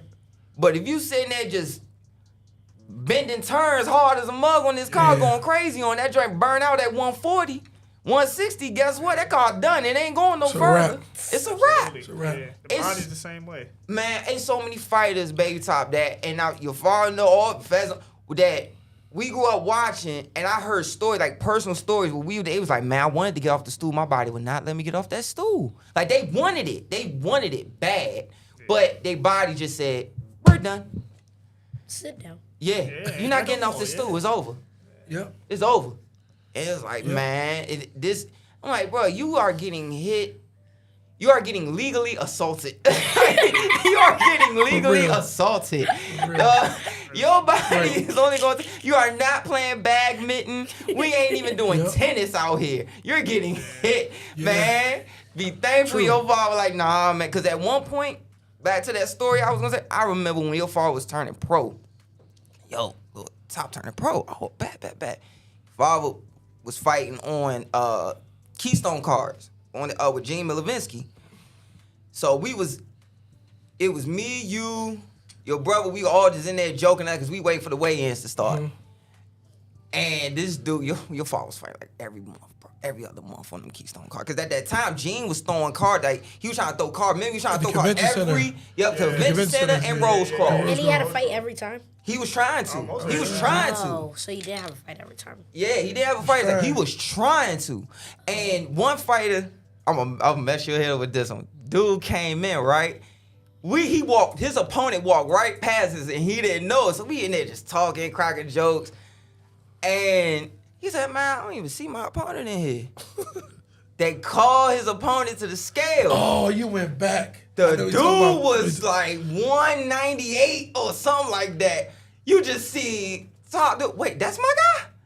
Oh, come on, man. He was mad as a mug. Yeah, he did this. He was 23 pounds overweight. 23 pounds overweight. Bro, I'm looking forward to this little $600. You know what he said, right? My scale at home said I was on point. That's everybody joke. I was overweight this morning. Your scale was broke. Man, we were literally joking and laughing because it was a bar. It was like a restaurant where they were having it. Oh, okay. Right around the corner. It was right around the corner from the convention center. Like literally walk into the convention center to where your dressing room was. So we at this restaurant and we literally joking and laughing in the back corner. Like, Ariel Espinal. That's what it was. I don't see my opponent. And my opponent walked past you a bunch of times. Bro, he was huge. He was huge. And I just like kirked out. They was like, just chill. He's like, chill.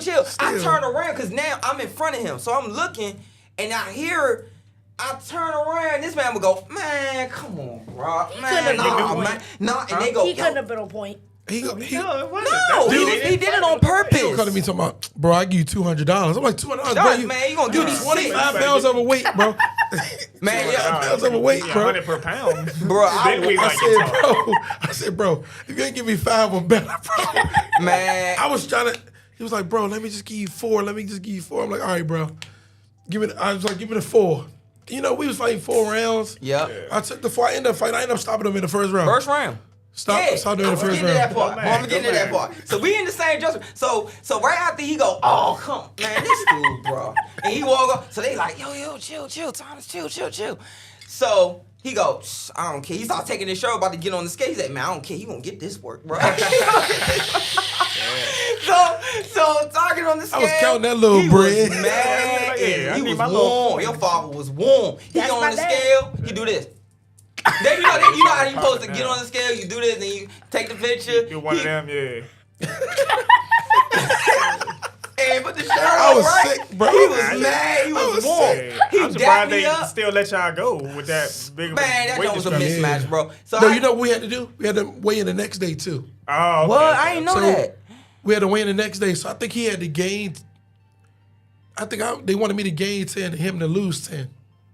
Dang, I didn't know that. Then They wanted me to gain 10. you had to eat a That's lot. easy. Yeah, that's that ain't easy. very Sit good. back. Yeah, Yeah, that we by won. 8 o'clock that night. You Ice had cream that. Sundays. Gaining the weight is never Gaining the hard. weight It's is never never hard. It's the Losing the weight. losing is the thing, baby. I was good. Man, so we get to the arena. He beat me to the arena. So we get there because my father had a fight on the card. So I'm rapping hands, and I see him, and Tom's just like, I said, you good? He dapped me up. What's up? Yo, what's up, Junior? What's up, man? How you feeling? I said, I'm good. And I said, how you feeling? He said,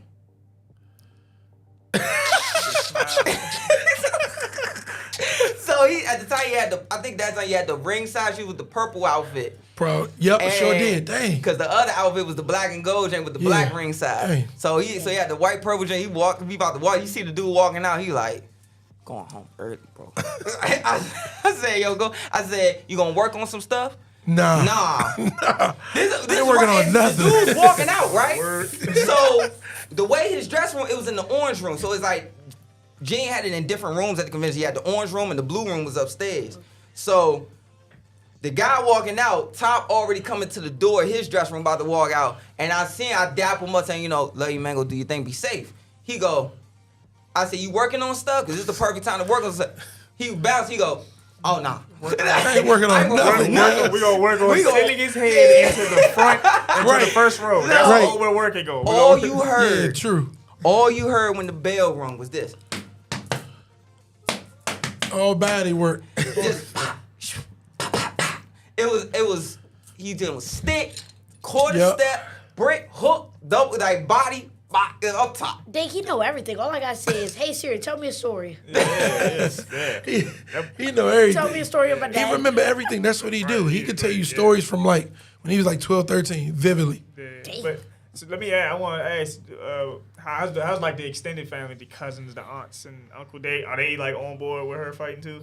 I think for the most part. Yeah. I mean, they, have you they got watch it. Oh, Yeah, good, they watch good, it. good, Yeah, they tune in. So Good. she got a good fan base, man. Like Yeah, that's she got a that's good fan fantastic. base, man. They got the family support her. Mm-hmm. They was maybe skeptical at first, but they support her because they know how much she love it. Like she smile, like when she in the gym, it's fun to her. Yep. I want it always to be fun for her. That's When it what- stops yeah. becoming fun, it will Yep. be done. Right, yeah, that's the way it's kind of supposed to be. This is like when it starts being fun. When boxing starts being fun, boxing is really hard. ridiculous. I don't even want to get that in your mind Yeah. at all right now. But I mean, it's a bit of the truth. While it's still keep having fun, keep doing your thing, keep being successful. I like it. I like it a lot. Man, shout out in the chat for everybody watching. We got Al Walton. Oh, Lord. He going to say Junior's a walking Google search. What the heck, yo? Lord have mercy, man. Bless you, K. Can we go to a Agreed. commercial real quick? Agreed. Everybody, we Hey, got to go go to a quick 30-second commercial. Shout out to our sponsor, El Paso Route 1, Big Roy. Need to pull up.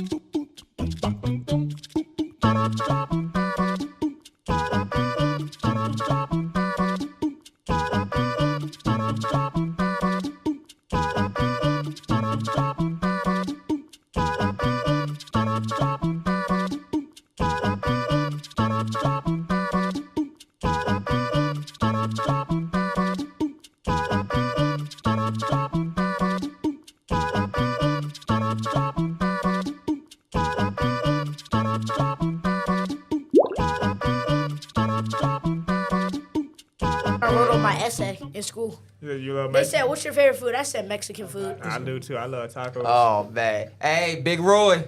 They want the address. I'm gonna give it to them. They You want to on the come way. through. Baby Top want to You on come it? through. The Top You Dog on and the it? Williams You want to on come the through. Yeah. Oh We man. coming through. Give him But- the VIP treatment too. This is very important. We coming through. Person. As soon as we leave, we going. Oh, for real? Man, we going right up there right now. Shoot, I might beat you. Hey, she said she want to go. We going. Family circle. Yeah, y'all go right now. This Y'all, one yeah, go. they trust me. It's They right. open? It's right. Yeah, they should be open. Yeah. Oh yeah. It's a Friday. Oh yeah. Yeah, Oh we heck going in yeah. there. Yeah, they We be going throwing in there. fights, everything. You'll see Rihanna Rio's picture up in there. Yeah, They got yeah. all the pictures in there. Man, it's a I don't nice know too much spot. about her. She can fight. Oh yeah. Yeah, she's a yeah. 11-time national champion, undefeated professional. Yeah, I don't really know her like that. She's younger, right? I mean, she's a little older than me, but I mean, she's She ain't been around that long, She's right? originally, she's originally from Texas. She linked Yeah. up with Lamont. She linked up with Lamont Roach, and then she comes. So now she comes up here like for training camp. So she's down there Oh training. yeah, I don't know her. I don't know. I've seen her headline a couple shows. Yeah, Yeah. check her out. Y'all got any more stories to tell? Because I'm kind of like over here like, okay, I like Yeah, hearing I stories. He What can is do this story? all day. I can do that all It's day. easy while to you do him. that. You It's can- easy. Man. Easy. Oh my gosh, so many stories of that, especially. Hey Siri, tell me a story about my dad. Hey, I'm gonna tell you a story. So, did you fight on the car in Mississippi? No, that was just Ted. Okay, so his brother fought on the car. So we on the plane. His brother behind me. So I'm bored on the plane. So I'm turning around and I'm talking to him and I'm giving him a whole conversation, bro, for like 10 minutes, 5-10 minutes. And he never like gave me no facial expression. He never nodded or nothing. I said, bro, you hear me talking to you? He sleep with his eyes open, bro. I didn't even I know. think y'all posted the picture of that. Everybody there, yeah. You I think y'all got posted the eyes picture open. of that, and I saw it. wide open. Wide open, bro. Mike, I'm like, what's up? He said, Ted sleep. I said, yeah, he's sleep. Oh my gosh. And I'm having a But whole look, he conversation. sleep like this. Like normally their eyes close a little bit. He just, That's some scary jump. I ain't seen it before, so I wasn't too worried about That it. scared Tom me. was like, yo, I've been talking to him for like 10 minutes. I said, no, you haven't. You've been talking to yourself. So I thought that he was just kind of like drained in his weight, maybe. I thought he was just like, No, oh, but man, look, when I'm he tired. that was at that point when he got down in weight. I mean, and the weight got off cool. It's just when he got down in weight, his eye just would stay open when he slept. I don't know Yeah, why so- he did that. Dang, that scared It me. wasn't. He Talking wasn't to having a him, bad. yeah. He wasn't having a bad cut or nothing. That's just what he do. Like I said, every time you get around about this weight, bro, you start sleeping with your eyes open. I just started noticing because I see it all the time. He'll fall asleep on the couch. I just left him there. So I'm talking to him, Oh, and he ain't giving nah. me nothing. I'm like, man, you hear me talking to him? And he ain't move. I'm like, hey, Mike, what's going on? What's going on? I said, he He sleep. like, bro, he sleep, bro. I'm like, bro, I just gave him all this information. We talking about, well, not you we. ain't- you didn't I'm say talking that. about the fight. I'm like, we talking about the fight. It ain't we. Hey, Me. we. I'm talking I'm all talking, this. I'm talking all about the fight. Yeah, I'm gonna do Look. this. I'm gonna do that. Todd over there just venting. Yo, that's some creepy junk. Yeah, Oh, man, man, that open. scares me. Goodness. Yeah. Wide open. Yeah, that was a good fight. The thing is, we had got put on that card. At the time, Ted was with Lou. Oh, okay. Yeah, so he threw him on the card. We happened to. I didn't know that Tom was on the same card, so we caught up. We all met up at the layover, and then took the same. Then we took the same flight to That's Mississippi. good. Yeah. That was my first time going to Mississippi. I'll tell you all the thoughts I had about Mississippi. I thought, man, I ain't going to Mississippi. It's racing down Mississippi. I mean, the part of Mississippi we were in was cool. So I think we were in. Where we at? Biloxi. Biloxi? At a casino. Oh, nice It casino was nice, too. yeah. It was real Very nice. nice. Real Waffle House, casino. Waffle House across the street. Yep. And We went straight over we there. went straight y'all got to, that. Yeah. went straight to Waffle House after way in. And there was another restaurant over there too. It was like it had this like seafood pasta. It had like some Alfredo sauce, and some other stuff. But it was like shrimp, garlic toast. and, Yeah, he like, wasn't fighting. He homemade. was working. Yeah, I was. He was working. working. But, He was yeah, I was working. working. But Tez went. Look, I mean, after the weigh-in, Tez went over there too. Pasta good for the rehydrate, man. We tore that food up. I bet y'all did. Yeah, look, but then the venue was really nice. Really like, nice. Where they had the actual fights, they had the ring. It was like a theater kind of like. Yeah, it was nice. Don't come down. They also ran in the fighters were in the back, kind of on the stage a little bit. So Definitely yeah. changed my perception of Mississippi for sure. Yeah, it did. With Biloxi. I don't know Yeah, about I nothing go to else. Biloxi. I We were don't right know. by the beach. Yeah, it was. It was. Y'all over there too. No, we down there to work. We work. Nah, they down there to work. After the fight. You don't understand. When you get to the pros, We working. I'm gonna tell you something, baby. And I learned this very quickly when I started like rapping hands, doing cut man stuff, whatever. You're leaving once that fight is over. The first thing smoking. First thing, red eye. Yeah. Red First eye. thing smoking. You be tired because everything goes into that. That's the climax of that 8 weeks. And once that fight is over with, sometimes you may want to stay and or stay an extra day or whatever. But guess what? No. That ticket says 6 a.m. next morning. You up out of here, yo. Yeah, you got to be at the airport 2 hours before. 2 hours before. 4 a.m. Plus, after fight, now I don't care how it went. I just be tired, man. I don't know how people do after parties. I never understood. Yeah, I never understood that. I'm about to get some food. Then I'm about to go ahead to sleep. Go to sleep. You know what I'm saying? I'm about to go ahead to sleep. They do. And you better off for it. After my fight, I'd just be like, okay, let's go get something to eat. Then we gonna go to the room, get changed, and go to the pool. We bring that's the her belt. thing. Yeah, we bring the belt with us, put it on like a little beach chair in the indoor pool inside the hotel, That's and she I do. go jump in. She want to hit the pool. That's a cellar. I like And that. it'd be like That's 10 o'clock cool. at night. She go right It'd to be the like pool. 10 o'clock at night. She go right to the pool. I like it. I'm with it. I'm on. I want to go to the pool. I want to swim. That's her board thing. for She that. like to swim. I'm on board for that. I like After, that. though. That's After. gonna pay off. That's Absolutely. gonna pay off in the long run. Yeah. That's like swimming. you can swim like laps and everything. Oh, that's really good. That's gonna Yeah, pay she off swim. huge That's really in the good. long Yeah, run. I used to actually do swimming classes at the age of 6 or 5. That's good. That's good. Yeah, I wasn't a swimmer. Nope. I was a swimmer. I heard it's good conditioning. Oh yeah. I never Every was able month. to do that. I did a pool workout with my strength and conditioning coach. We did some. It was some swimming, but most of it just was like Punching underwater Punching stuff. underwater. Like he had us doing he had me doing tuck jumps out of the water. Yeah. And you almost feel the water like pulling you 'cause down. that- Pulling yeah. resistance. So Yeah. But the thing is, my body was tired, but nothing felt sore after I was done. But I was really True. tired. and Right, it I was feel crazy. like more like relaxed. Yeah. When I get Go back to to the room, sleep. no. I do. She don't never sleep. She always on the go. Yep. You know, Always on the go. After the pool, I just be up jumping. I don't know, Pretty just good, be inside yeah. a mirror, either making TikToks or looking at Instagram reels. Yeah, so That so TikTok she's still, crazy. she's still being a kid. She's still being a kid, doing what kids She do. is. That's She good. is. I just That's want to good. keep. I just want to make sure it don't Yeah. pass her. I told you once again, my fear is that Michael Jackson stuff, Yeah, the weird that ain't- stuff, nah, That scares me. that weird stuff, ain't gonna- having having kids sleep over when he's 50 and all that. Like that's Going to weird. Chuck E. Cheese. Yeah, Going to that's, Chuck E. Cheese. any man that goes to Chuck E. Cheese with all the kids, it's weird. It's weird. It's weird. I Like ain't man, gonna okay. but I'll always still go on that basketball train at Chuck E. Cheese, man. For real? If my You always nephew, gonna like shoot when my that. nephews go, like I gotta take my nephews. You Why they go do their still ain't thing? still ain't tokens. Man, what? She Man, already these are told mine. Y'all already Kids know like when we you can't- need me. The kids like we can't play this big man. Just keep Man, shit. all I feel is this. And it's my nephew. Can I get some more tacos, Uncle Silk? Yeah, here. Now I'm trying to be 63. Trying to be It's always 63. It's always I'm trying to It's be always 63. 63. Hey, my man, how long you gonna be? Man, don't worry about that. It's another one right here, yo. Get It's on that always, one. it's Go buy always, some, always some 63. Smarties. Yeah. Always Oh, 63. man. So what y'all think? So what do y'all think about? Let's get into some boxing topics that's going on currently right now. So, I know what it better. and especially when we were talking about, contracts and everything else. You see the whole thing with Devin and Shakur with the 75-25 split.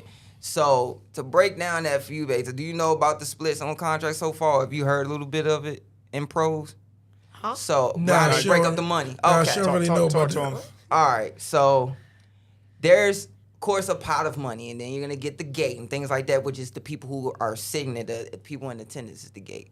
But basically, if Fest is fighting when their careers, you have a split where it's like, hey, I have your baby top. You got these 4 belts, and I have none. You can say, hey, I want to give you 60-40. I'll take 60% of the money. You take 40% because I have all the belts.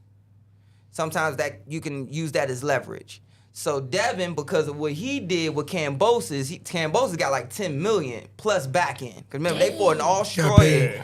Yeah, Got paid. and remember, they You fought got in a 10 million soccer like 2 stadium. times too. Yeah, paid. remember, they fought in a soccer stadium. So Devin got like 2.2 million, which is, when you calculate it, it's probably 20%. If that, maybe 18.5 for real. Take it or leave it, no back end, no nothing. No, nothing. So I guess he took it as, all right, Shakur, I did this. Now it's your turn. I'm taking 75. You take 25. And I understand why his stance is. And I understand why Shakur said no, because Shakur probably like, I don't care if you take extra, but you couldn't give me 30 or 40? Right, 75 to 20. I don't know. If Devin did the same thing with Kambosos, and now same thing a couple years later, I mean, Shakur tried to get on. Yeah. I mean, I don't know. It all depends how you look at it. I mean, I think when you look at it too, you got to look at the difference. The difference, and that is that Devin's wasn't a draw. He's not a draw in Australia. He's not really that much of a draw here. No, he's not. I mean, I think that would be Shakur's leverage is that he's a draw, basically meaning that he's gonna put more butts in seats. But this fight is in itself is gonna put more butts in seats just because of the two people involved. Honestly, I think like 70-30 is fair. To be honest, I mean, even Bob said it. He don't really think he think you're gonna lose money. Remember when he interviewed Bob? He think they're gonna lose money because. On who? I mean, on who Devin actually? or on Shakur? Or just on that fight? On that fight. Oh, really? On that fight in general. Who outside of boxing knows Devin? Who outside of boxing knows Shakur? I don't think they don't really have a name like that outside of boxing. The only people that wanted to see Terrence Crawford and Errol Spence are the people that are in boxing. Hardcore fight. That's not true. Hold Not on. them. Not Hold them. on. The reason I'm saying this because I done asked people, hey, you looking forward to the Errol and Terrence? They're like, no, who is that? I know Canelo. I know Tank. When Oscar De La Hoya fought Floyd Mayweather, a long time ago, I was working at a pharmacy. I was delivering all girls. They were all going to fight parties. It wasn't even about. It was just the fight. It was just bigger than that. Was just the thing That to was do. to do that weekend. If Earl Spence would have fought Terrence Crawford, they wouldn't have went to the fight down. Who was that? We are diehard fans, so we want to see it. Yeah, they just But go do for the social people media. outside of boxing know who either one of them are? It's funny what you said. I'm not that. sure. It's funny you said You that. said, are we talking about Earl or are we talking about Shakur now? Shakur and Devin. Shakur and Devin. Oh, Do Shakur people and Devin? I definitely feel. I definitely feel you on that. I definitely feel you on that. Like that's one for the purists. That's one for the purists. That's one for the purists. So and I mean I get and that could be and knowing that they might be like, yo, I got to get as much as I can off this junk because it ain't right. right. It's funny y'all said that because I never forget that same promoter I was talking about earlier. He said, Junior, I'm gonna tell you something about promoting. Because he was trying to tell me about wanting to do. He said, we understand that you're still sparring and helping guys, but we want to try to, since you know the fighters, you be a scout, get paid for this thing. So he's breaking it down the job to me or whatever. And he said, you got to understand something. You're a purist. You're going to say this particular fighter because his skills. But on my end, you can't just tell me that of skills. I need to know that they can sell. And I said, but they can fight. He really had to teach me because I'm like, I'm pure to the game. Like, nah, man, his skills, man. His skills is this, man. Perfect. He said he's a world champion, man. I'm telling you, this, that. They ain't trying to hear that. Perfect example of that, Rolly. Just calling it what it is. So he said, people like you and your dad, we not worried about y'all. We know y'all gonna watch a fight because a fight on, just to learn, just to see what you could pick up from it, learn, whatever. He said, we know y'all gonna show up or y'all gonna tune in. Y'all a hardcore fight family. That's just how it is. We want the people, we want the casuals. It's all about how many casuals can you bring in? How many people can you bring in to buy those ringside seats all the way up to the top tier, and they just out there on a Saturday night, and they dressed up in the suit, got his wife, and they paid for 2 tickets, that's $15,000, that's ringside. And those are casual people, and the thing was to do that weekend was to go see Baby Top. That's it. Boxing is just weird now. Like, it's just different. Oh, yeah. You have people like J-Rock, Julian Williams. They take him out of Philly, they make him the main event in Minnesota. You have Scooter Fulton fighting the main events in Minnesota, not Philly. Yeah. Make it make sense. He's a world champion. Why did you take him out of Philly to take him to Minnesota? And J-Rock, when he lost the belt, he sold that joint out.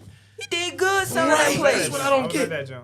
Listen, you have Gary Russell. You have PBC come here and don't have Gary Russell on the card. I don't get that.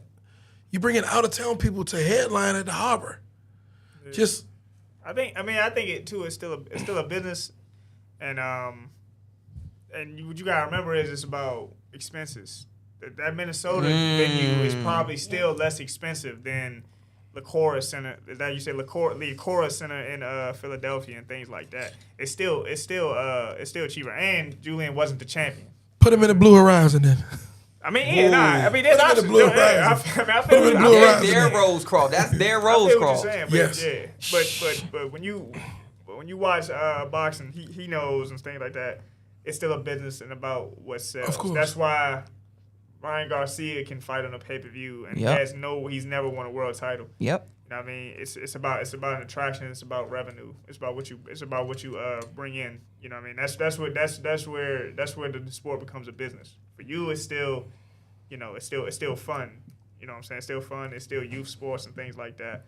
And you'll fight. You'll always fight. So a lot of guys sit around a year out and stuff because they're trying to get the biggest fight, the right fight that's going to get them the most money or that's going to put them in position to make more money.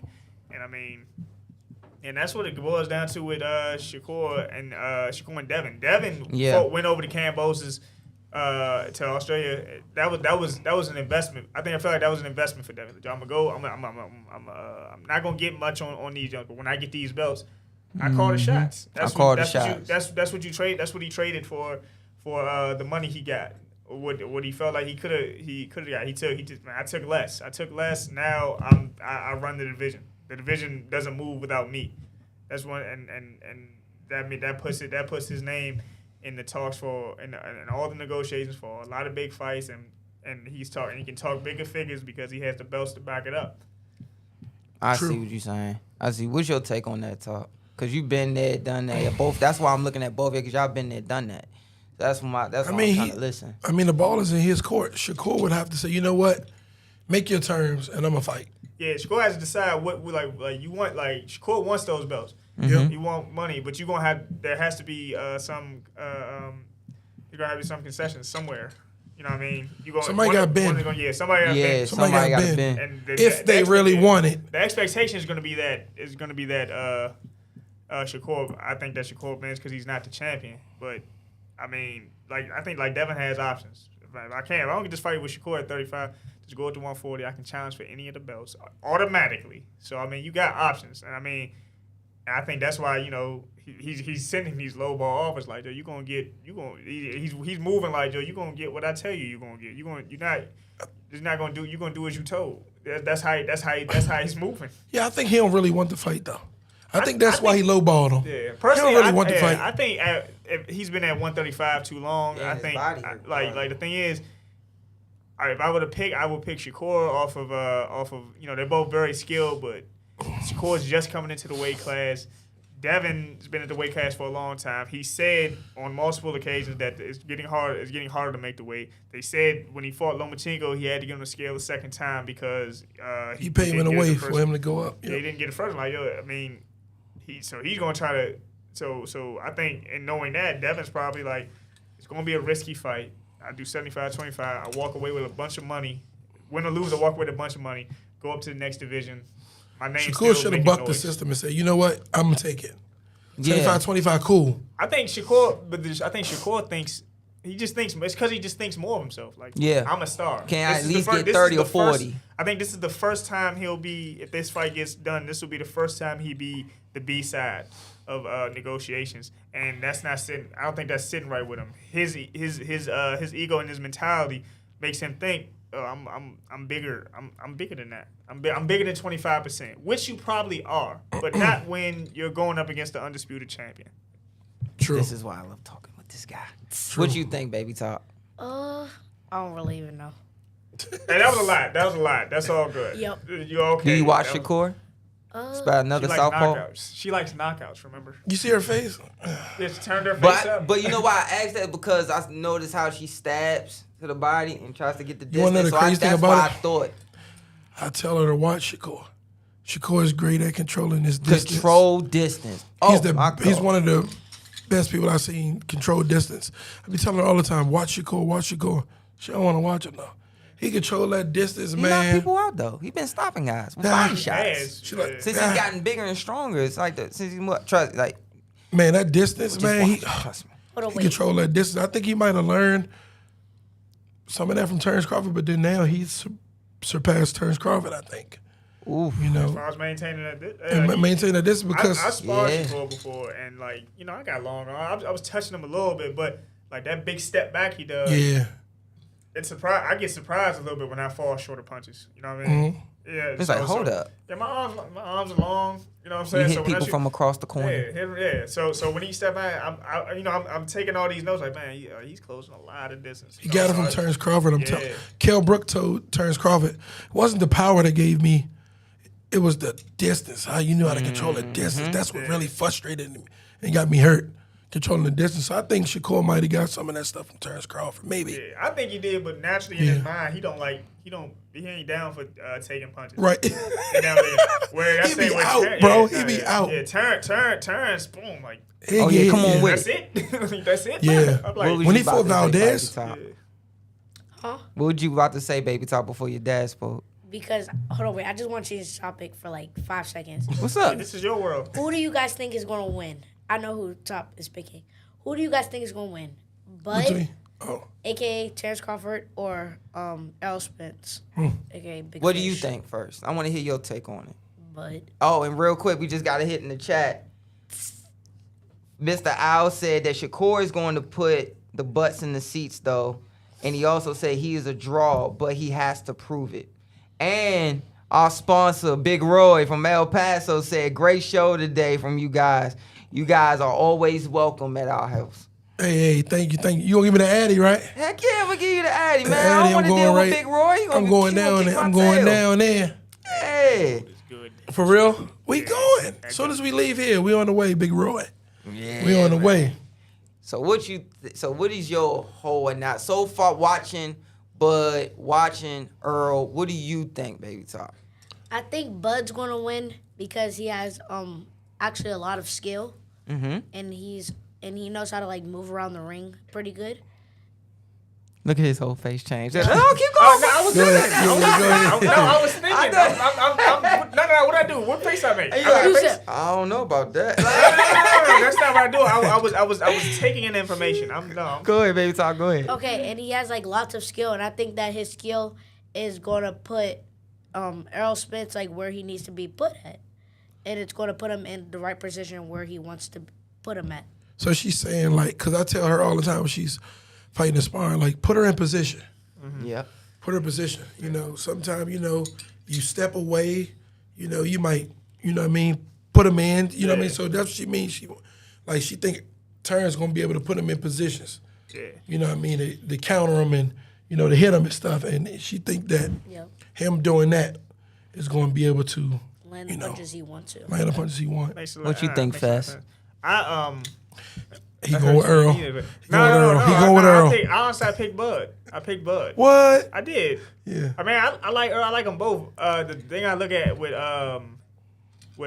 Bud that's a bit deceiving is he's physically strong. I don't think he'll be pushed around as much as people think so. No. And I think he's capable. Like I just seen him throw like step back counters. He knows how to gauge that distance on the way in, and he has power. So Earl can't just walk like. You know what I'm saying? Like when Earl gets on the inside, he's gonna win the inside. But I think Terrence is gonna win that mid-range battle and that long range. He step back, counter, step out the way. But when he counters, he's countering with heat.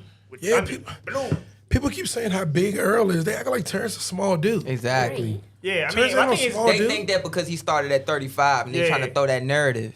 Yeah, I mean, but he's been up at the weight comfortably. The guy, even if you look at the guys he's fought, like Jeff Horn was big as a welterweight, huge, and he muscled him. Jeff Horn is nowhere near the fighter Earl is, but as far as physicality, he's a big dude. So Bud has tangoed with big dudes before, and like one thing I happened to see on Instagram, he like deadlifted like 405 or something like that. Yeah, that's crazy. Cold. He deadlifted that. I think he did it cold. He was in jeans and some jaws and stuff. And I'm like, yo, this dude is like really physically strong. Like that's not a small feat. You know what I mean? can't do that in jeans or Jordans. That's crazy. Yeah, that's what I'm saying. 405?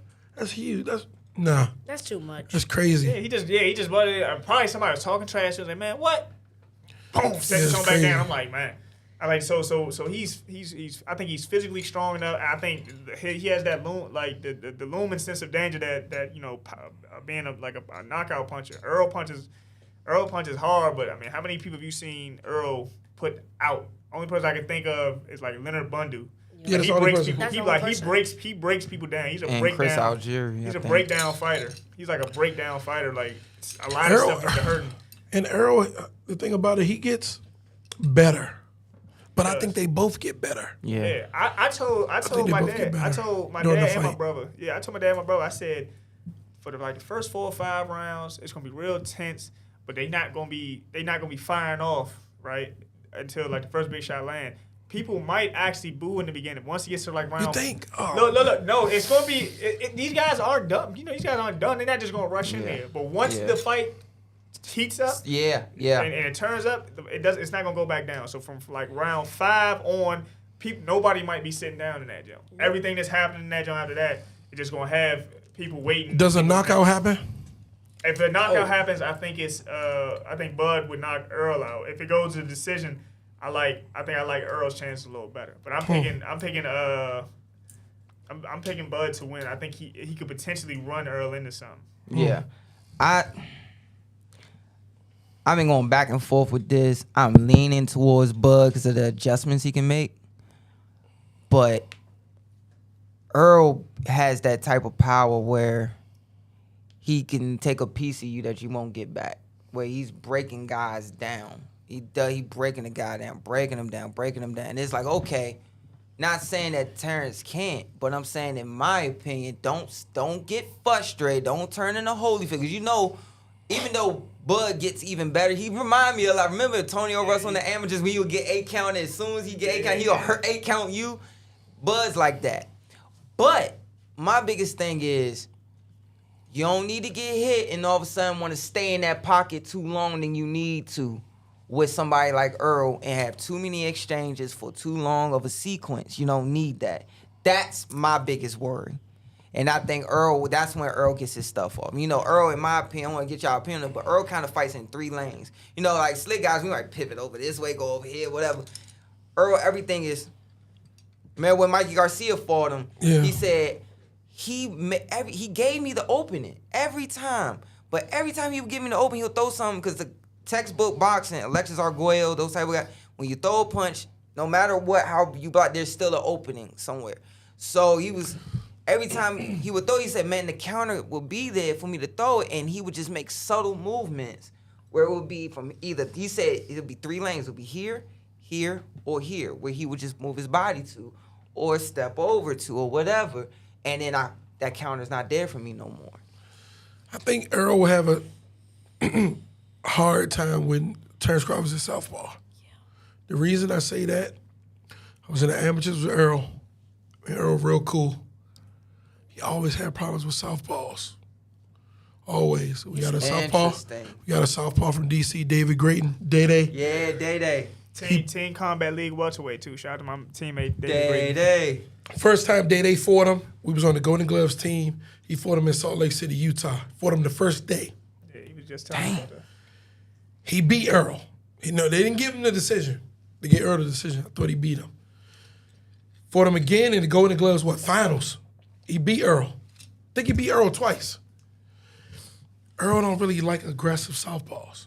Earl's only been hurt once in the pros. No, not once. For real? Oh, no. I'm talking about early in his career when he bucked. Yeah, I'm talking about hurt. I'm talking about. Have you noticed whenever he gets hit, sometimes like it's certain time how guys react when they get hit. Some guys like Corey Spinks, when he would get hurt, his vision would get better and he would make it more difficult to hit. Some guys get hit and their body will freeze. Some guys get hit and their legs go, but their head clear. Things like that. Bud to get hurt, but his head is clear, but his legs will leave him for a second, and then he'll snap out of it. And him being in dog shape help him recover quick. Right. Earl gets hit in the same spot his whole career. He's been hurt 3 different times, from early in his pro career to the last 2 times where he's got hit with a left hand, and every single time his body freeze. and he don't, and like he wants to move, but his body won't let him move, and it's like, nah, it's disconnect for a second. True. Every single time, and every time he gets hurt, them guys freeze. They're like, oh, I hurt him. Well, you better not do that on the 29th. You can't do that with Bud. Because Bud gonna cut his throat. Bud gonna cut his throat. It's like, oh, I got you. He ain't gonna care about the referee or nothing. He gonna leap in with a hook all night. You need to get that mouthpiece situation situated. Yeah, every time he loses that jump, he goes to look at it. And he said that's due to that car accident and everything. Yeah. But those are options those are. Oh, he said his teeth, John. Like, yeah. So you remember after against so he got Ugas. Yeah, he got the veneers and stuff. It happened against Danny too. Yeah. So he caught one and he automatically goes for the mouthpiece. But he said when Ugas said, he said, man, I thought he knocked my teeth out again. Like I lost all my teeth in that car accident. Yeah. So he said, man, I still got the same mouthpiece. I'm like, he go looking for the mouth. He go looking for the mouthpiece. Bud is gonna be looking for his head. And that's my biggest thing. It's so many aspects to break down here. Who gets hurt? How do they react when they get hurt? Because I got a feeling this is gonna be a Leonard Hearns type of thing, or where in the sense of. And where I mean that by the sense of my dad was in the amateurs with both of them. My dad had so many stories about that stuff, and he was like, we knew Tommy could box because Tommy was known as a pure boxer in the amateurs. Right. He wasn't sitting down on stuff like that until he turned pro. Emmanuel Stewart always knew he had that power in the right hand, but he didn't unlock it. Like, all right, now we're going to sit down, we're going to twist a little more, whatever.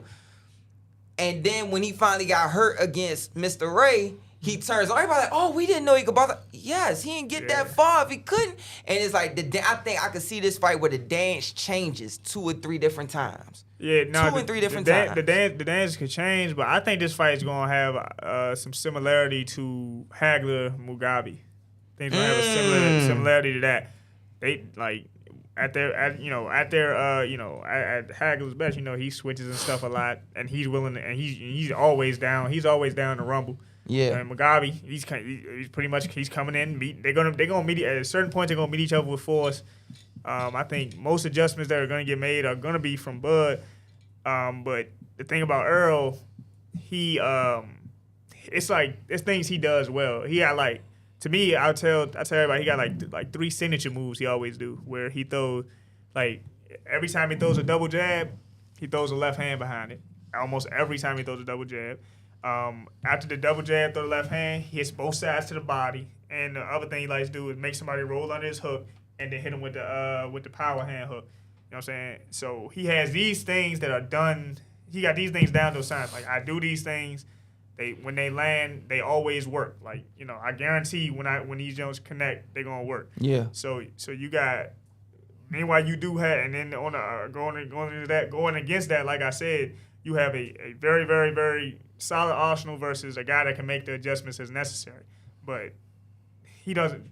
The problem with Terrence is he doesn't always make the adjustments until he gets hit with something. Mm-hmm. Then it's like, yo, we don't have that kind of time. I need you on. I need you on point, Slim. I need you on point. We ain't got time to find out if he can hurt you. We ain't got time to find out if he can hurt you. Just try to hurt him and be on point. Be responsible on the defensive side. So, Baby Todd, I see Bud taking the jab because I've seen that in multiple fights with him where, especially when he would start, I always go back to this fight, the Ricky Burns fight. He was talking with Teddy Atlas about it. And he said, why did you switch right there? It was early on. Ricky Burns' jab kept touching him. It kept getting, right here, early on. Just kept nicking him. And all of a sudden, he just walks and steps and switched southpaw. And it made the distance longer where the jab wasn't getting as close. So Teddy Atlas stopped the tape. And he said, so why did you switch southpaw? He said his jab was getting too close. So then I switched, and it made the distance and made it more difficult for him to get his jab to me. Instead of me being right-handed picking it, now he would just come right. Instead of me now, you southpaw, you'll go right over top. The rest of the night, over top, stick. Yeah. So you talking about he has trouble with southpaw, aggressive southpaws.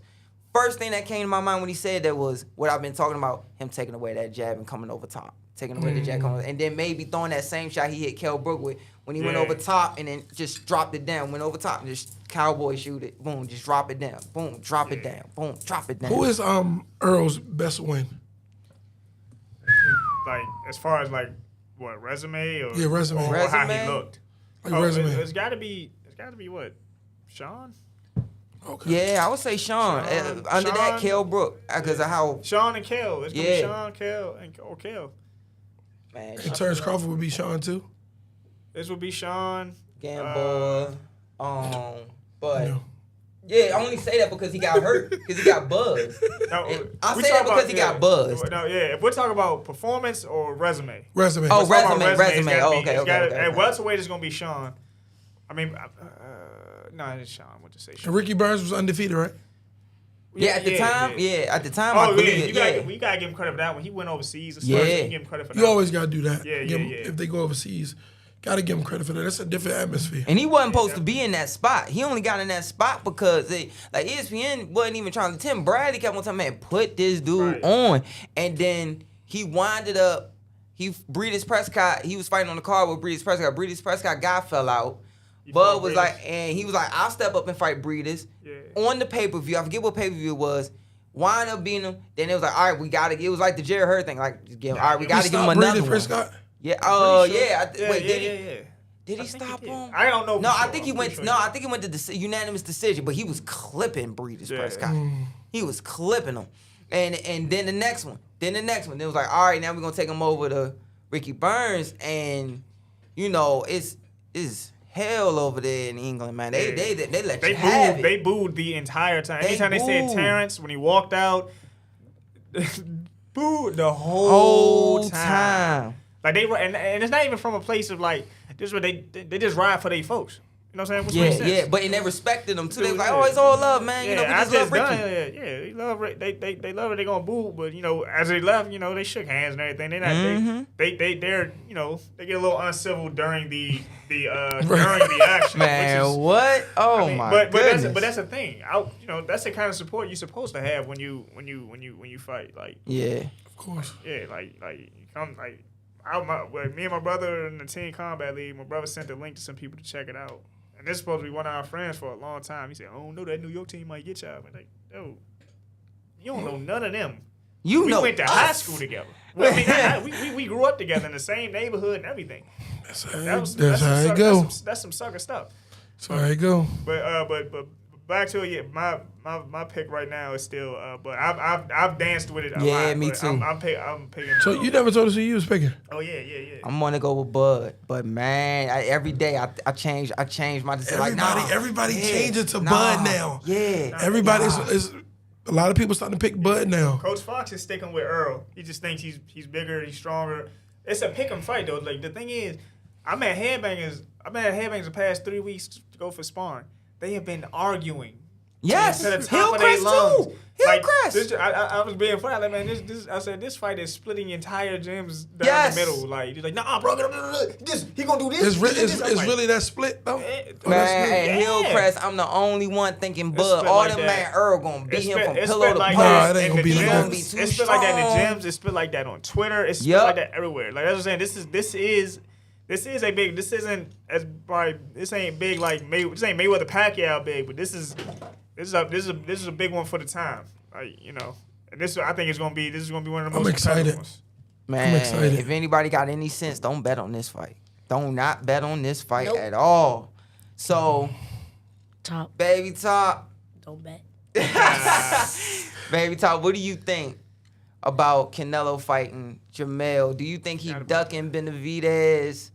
Do you think he ducking Benavidez and David Morrell and those guys? Because I got David Morrell sweeping all of them. David Morrell like that. Yeah. David Morrell can fight. I got Benavidez though. What? If they would have picked that, I would pick Benavidez. Nah, David Morrell, he got it, bro.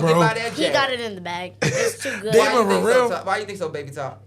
I think it's his power. His power is just like, I don't know, outrageous. His power, his ring generalship, his jab, his range, head movement. I think I just think I gotta give Benavidez his credit for his experience, who he's been with. You've been in with boxers. Caleb Plant moved well. You've been Anthony Durrell was still a 2-time world champion at the time where he fought him, things like that. I think he gets better as the fight. He gets better as the fight goes on. He's another one of those guys. He starts off kind of slow, but we don't know. Morrell's always had everything going well for him. We got to see what happens. Can he maintain that type of? Can he keep that type of guy off of him? Benavidez ducking, I think, because they wanted it. Oh, he was something that happened. I thought the fight was gonna get done, but I think Morrell is like. I think he probably like best super middleweight out here. He can go. Man, I like him. I'm sorry, I just don't see it happening where David Benavidez beats him. Like, because, and I'll say why. Because David Benavidez, he break you down or whatever, you know, he bring the pressure, he throw 4 and 5, 6, 7 punch combinations. Yep. But it's always pop, pop, pop, pop, pop, pop. It's kind of like this angle every time he throws it. And he's always open, straight down the middle. And a guy like David Morrell, who's gonna plant into that jab, he's a shot. Even when he's not trying, it's a shotgun jab. Even when he's not trying to throw it, it's a shotgun jab. He moved like a little dude, man. And that jab come down that pipe, and then he went. Now, of course, to your point, we still got. It's just he reminds me. His mystique, David Morrell's mystique, reminds me a lot of John the Beast Mugabe. Remember, Mugabe was putting. He was 26-0, 26 knockouts, no TKOs. I mean knockouts, putting dudes to sleep before they hit the canvas. And Mugabe, the whole thing was, can he get to 15? Because back then the fights weren't 12 rounds; it was 15 rounds back then. Dang. Yeah, like up until 1987. Why they change that? Because fighters were dying. Fighters were getting hurt real bad because they would dehydrate. Then you're getting exhausted, not as much oxygen. Me learning, especially being in boxing and learning in med school, when that oxygen's not, you're cutting weight and then you're losing cerebral fluid around the brain, which makes the shots worse. And then that fighter has heart and adrenaline. On top of that, the fight gets longer. You're suffocating yourself more. You're not breathing as well going up to the brain. Makes the shots worse. And back then, all the gloves were horsehair. So that just was a recipe for disaster back then. But Mugabe was putting everything out, and it was like, okay, he's going to fight Hagler. But the biggest thing was, can Mugabe make it to 15? And what happened? Hagler stayed in the pocket with him, pushed him to the brink. By the time it got to the 8th, Mugabe was done. And they kept sending him back out there, like pushing himself. But Mugabe was done. And that could happen. I'm not saying David Benavidez can't beat him, but I'm saying if he does beat him, it will be like Hagler, Mugabe, where it's like, okay, I got him because I've been 12 before. I think a big thing too is, I think Morrell, he when he rehydrates, he gets big, he gets pretty big, but I don't think he gets big. Like, I think Benavidez is going to be about the same size getting back to the ring, and we got to see what Morrell does when the same type of firepower he's throwing at people is getting thrown back at him. Yeah, that's a big thing. That's a big thing too. A pressure fighter. Benavidez is a pressure fighter who throws a lot of punches. He throw like 20. Boom, boom, boom, boom, boom, boom, boom, boom. And you know what I'm saying? Yeah. Trying to defend it once he gets going and he fires them all off, if you don't make him miss one of those shots, you get stuck back here. Yep. You're feeling all that weight on the shots. Yep. You can't really, if you don't duck up under one and then tie him up and then circle out. And he's gonna in a fight like that, he's gonna track you down. Yeah. Eventually he's gonna track you down. He just gotta, like I said, Morrell, we had to see how Morrell contends with it. And so far everything has went his way in all of his fights. He hasn't had to struggle. So I think Benavidez is his size and throwing the same firepower. They're both big dudes, man. Yeah, they both come back at him. All right. So do you think that Canelo do y'all think Canelo? Because if he is ducking them, did he duck Benavidez? Oh, in my opinion, yes. Yeah. But it's stupid to do it because they young. They only gonna get better. He's like 24. They're only gonna get better. He's not gonna fight him, so he don't have to worry about that. He's never gonna fight him, so he don't have to worry about it. You don't think he's never gonna fight? Never. Nah, look, I'm just saying. He's never gonna fight him, so he don't have to worry about that. Look, when Canelo inked the deal with PBC and Benavidez wasn't the first fight, Benavidez was probably somewhere fuming. He's probably mad as a bug. It's gonna be this is the plan. Jamal Benavidez. And then call it a day. I think he's gonna retire after that's the plan. Oh wait, say that again. I didn't hear you. He gonna fight Jamal first, then Jamal, and then Benavidez. That's the plan. And then retire. Or he might fake an injury after he knocked Jamal out. So he wants to fight Benavidez. I'm serious. Yeah. Who would fake an injury? lot of sweetie. fighters. I remember having so much innocence like you. God. Jeez, She like faking injury. Why would you do that? If you love the sport of boxing, why fake an injury? Oh Lord, It's be for different reasons. It can be for different reasons sometimes, Eden. That'd be the biggest one. You said hard, Hey, or sometimes they'll Big fake Suge, injury. you see this? My girlfriend I was telling you about, she watching right now. This is what I used to be. Like, Yeah, this is dirty before business. the game ruined me. Dirty business. All of us right here, we just looking at her like this whole show been looking at her like you seen Mike. I was shocked when Mike, I heard what I heard. Did y'all catch earlier in the show? Mike like, yeah, because it get like this. And he caught us up. He said, yeah, but I don't want you to think like that right now. He said, I don't want you to think like that right now. You got plenty of time. Man, all three of us. Innocence. All three of us, man, have experienced it. Where it's like, that's how it go down? For real? Like, or it's so many things. And that's why you see us will only say so much and stop it because of the authority figure. You're supposed to grow where you're going to stay how you are, and then as you learn, you go on. Or whatever. But man, I'm really over here thinking. It's a lot. It's a lot. Oh my it's goodness. running through my brain now. It's a lot. It's a lot.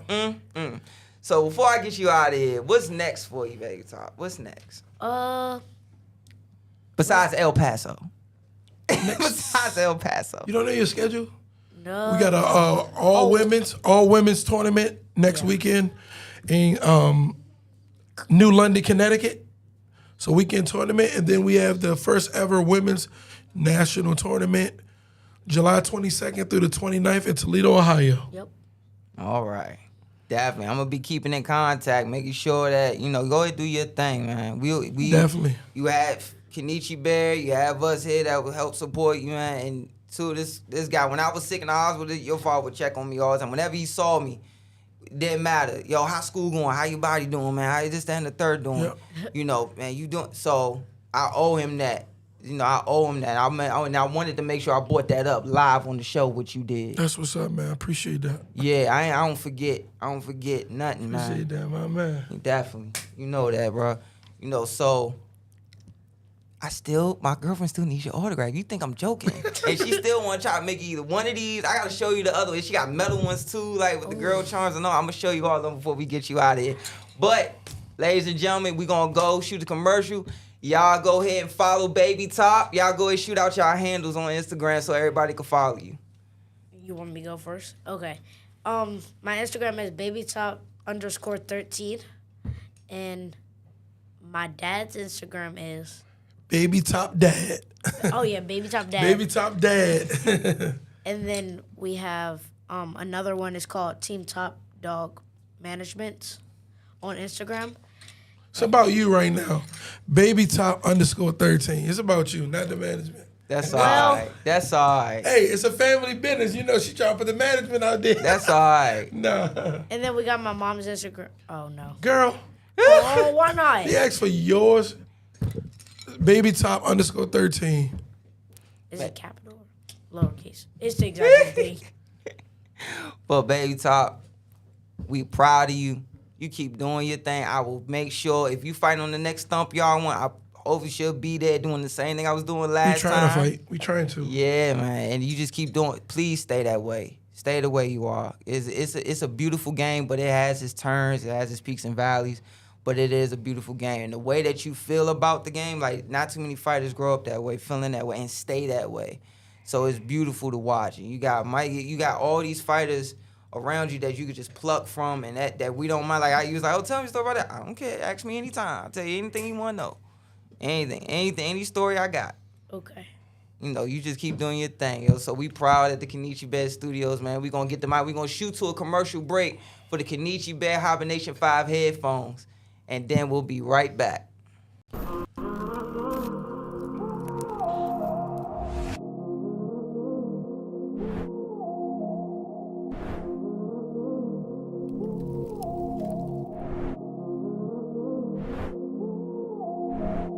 was born for this. Always always know I was the one, didn't know when my time was gonna come. On for this, gotta be the voice for the youth, won't stop. And I can keep this, I can keep the bass on, right? And I can stay on even when I'm on the game. Oh, that.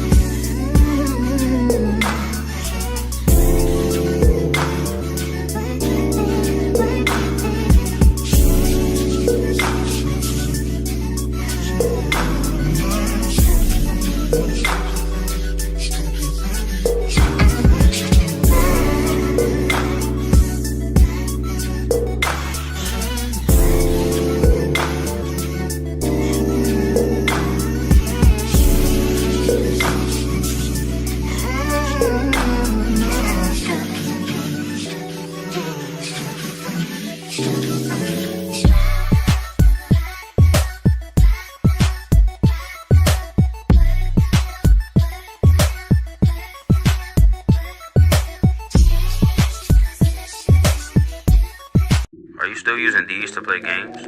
Or these to listen to music? What if I told you these are gaming headphones? And you can use these to listen to music. So get rid of these two. And get the new HYBERNATION 5s by Kenichi. Hybrid gaming and lifestyle headphones.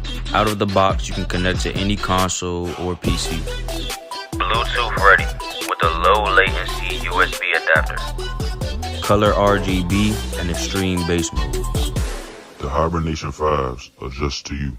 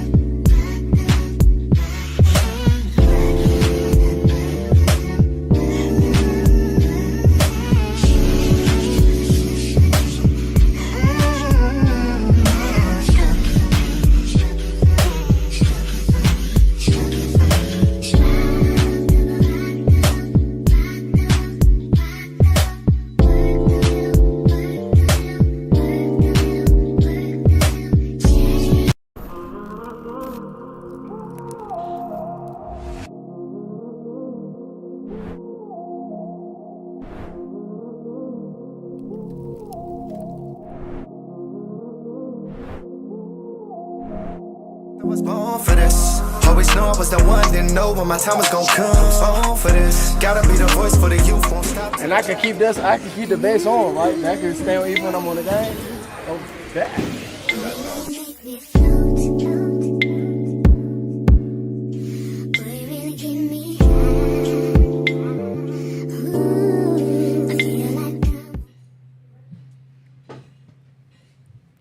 Yes, sir. We back on? All right. Oh, you didn't want to tell me nothing, Kenichi. Hey, Jesus. that boy don't like to talk. Ah, dang. Give me a signal. Remember the thing on Instagram? No, what do you need? No, what are you doing? No, nothing. Forget you. Nothing. Dang, Kenichi. Work with me. But, man, yo, baby talk gonna be bad. That's She gonna gonna be bad. Oh, my goodness. Man, that was a good interview, man. Yeah. That was cool. That was cool. And it was cool to have, now that me and you, we all getting older, we're like pros and stuff like that now. And now to see the next crop of people coming up and you see how she was wide-eyed as we telling stories. Like she just listening. Yeah, that type of energy. It up. Yeah, and she's all the way invested into that. Thomas is right. She really, really likes boxing. Yeah, that's all she want to do. She ain't thinking about nothing. You know how kids complain about, oh, this took my childhood from me. Like, she reminded me of me when I was growing up. Me, I just wanted to box. I didn't care about sickle cell. I didn't care about, I can't eat candy or nothing, because I was already not doing it. Because it was like, that's what she reminded me. I just want to box. That's all I care about. I don't care about all that other stuff. Like, I'm cool with whatever come with it. I mean, it still, opens your eyes, like, to other, the other stuff, like with the traveling and things like that. It opens your horizons. You know what I mean? So they're not really missing out on, what are you really missing out on? What's she really missing out on? Like as a child, she's going to school. Yep. She's traveling. She's making friends in a bunch of different states right now. Mm-hmm. That could potentially turn in a bunch of different countries as she continues to grow. So what is she missing out on? And when you actually ask if you ask somebody who wasn't like with her boxing, like what is she missing out on?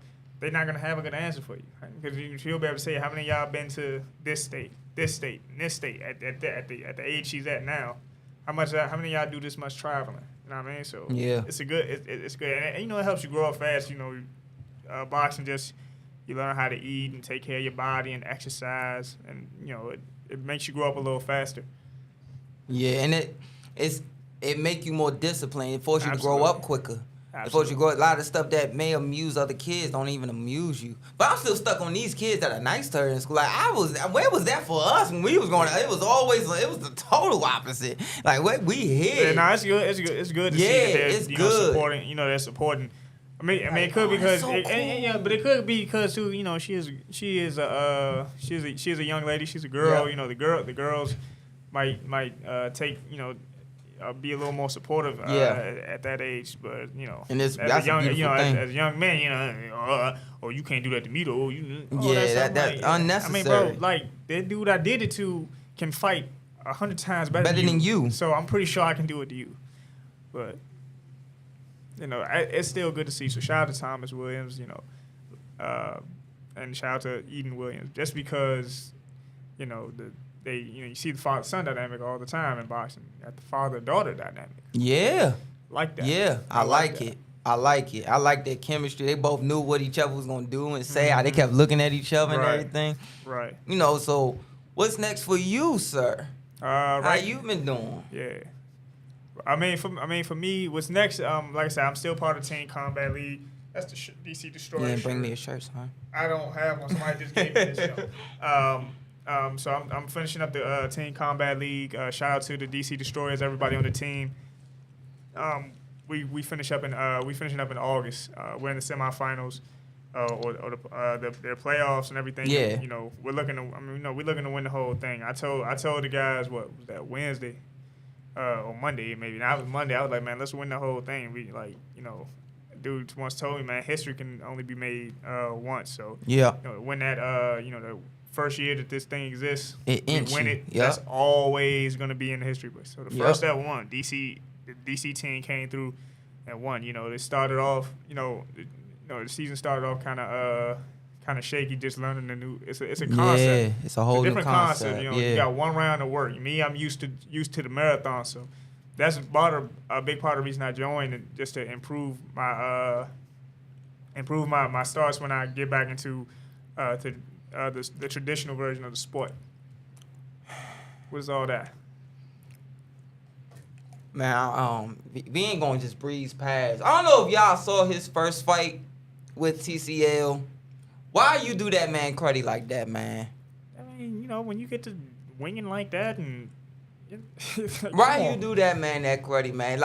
So for people who don't know, there's a groove with boxing. There's a thing about getting in the zone. Certain fighters, you could look at their fights and tell, like when Paulie Malignaggi fought Lovemore Indu for his title, Buster Douglas against Tyson, Teofimo a couple weeks ago, where it's a zone.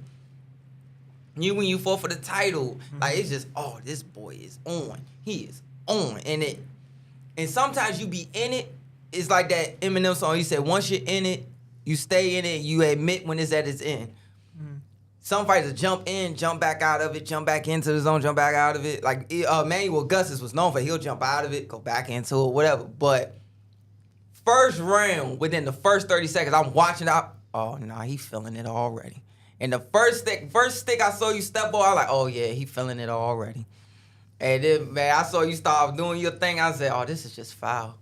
What did the guy do to him? What did the dude do to you? Did he say something bad, or what did he do? Well, you talk about the little the whole round. The whole daggone round. I mean, the whole round, like, I don't want to hear just this one thing you did this. Okay, well, I mean, the whole round, like, we come out boxing and everything.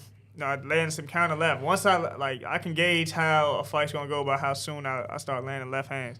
You know what I mean? I'm landing counter lefts and everything like that. He's missing. Like, he threw one big shot. I blocked it. He might have got maybe a little bit of the shot. And he's like, woo. I'm like, little youngin', I ain't even hurt. I ain't even hurt. Like, what are you doing all that wooing for? You can hear you can hear his team yelling and everything. And you sweet, you just didn't know all that, right? So, competitive juices just kick in. You can hear the trash talk. You hear him doing that wooing and stuff. I'm like, what is he wooing for? By the time I feel like I'm winning a round, boxing. He missed his first big right hand. When I dodged him, I happened to look off, and just so happens his team was that way as I look. And then he go to swing. Look, he go to swing again, but I'm looking out the corner of my eye. I see him. He like right where you are. And then I dodged the other one. And I was thinking, yeah, that's what everybody said. Disrespectful. You did him cruddy. You did him cruddy. Even Bird was like, man, you did the look off thing right. And then when I seen him run at you, I'm like, oh, watch out, Mikey. But then you dodged that one. Then looked again. He's like, but it just, I like this sport. I love the sport, man. So just have fun, add a little, entertainment value to it. Just I'm enjoying myself. People enjoy it when I do it. So it's nothing to it. Oh my! Shout out Miss Kiki. That's for the love. And she said, "Hey guys, doing great show." What up? That's man. That's Mr. Kiki. Lou. Yeah, that's Lou. Yeah. That's Kiki's podcast. Yeah, I know, right? He was like, "Yo, she handles it." Oh, shout out to light skinned Lou and Kiki. Love y'all guys. What did you think about what Big Top said about? Yeah, he's gonna fight Jamal, and then Benavidez, and then he's done. Probably, there's a good chance he'll retire after that. I had said it on Twitter. I think after he fulfills that contract, he might do one more. I think he might do one more fight if there's still some money involved or something to it. But then he's on his. I think he's on his way out. Like after that, he's been on both sides of the street, as they like to say. But I think afterwards, I think he's gone. I mean, you gotta remember, he's been fighting since 16. He's 32, 15. 15. Yeah. 32, 33 years old. That's a lot of boxing. A lot of miles. Plenty of money. What do you need to do? You just wait until someone new, the next crop of challengers arrive. And the game retired him. Yeah. But the thing is, and that's the thing, the body, the stuff that the wear and tear on the body, it doesn't matter at what age you start. It eventually catches up. And that's the thing you got to look at. Like, though, he's 15. He's at 15. He's 33 now. He's been boxing a long time. So I think he's on his way out. There's nothing more he really needs to do. He's been undisputed. He's won belts. He's unified multiple divisions. So there's not gonna be much else after this contract is done. Yeah, what is it, like $100 million, right? It's $100 million contract. As I heard, it's shape out 100, maybe a little, or maybe a little more. Oh yeah, maybe a little more. And But to me, it's like I see what you're saying. You know, you want to get out of this game before the game retire you. That's like the worst thing, you know. But and how he looked his last fight, he looked really flat. And now, you know, a lot of money that he's made. Remember, he going back home to Mexico. He lives in Mexico. He doubles that. Like he go back home. You doubling that. And he can live in the States with as much money as me. He can live in the States and never have to work again. He should never have to work again. He should never have to work again. He should never have to fight. If he was to retire and come back, it better be for the love of the sport. He better not. I would be very upset to hear that he went broke. Which I doubt to be the case. There's no way you could do that.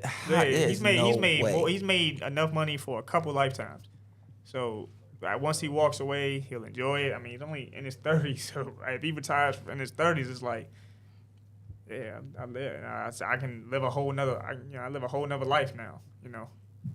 Now we gotta go back before we close out. We was right when Big Top and Baby Top was coming in. We was talking about the AJ thing and his psyche. What do you think? Do you think he's completely gun-shy, or you think that there's a chance he could snap out of it?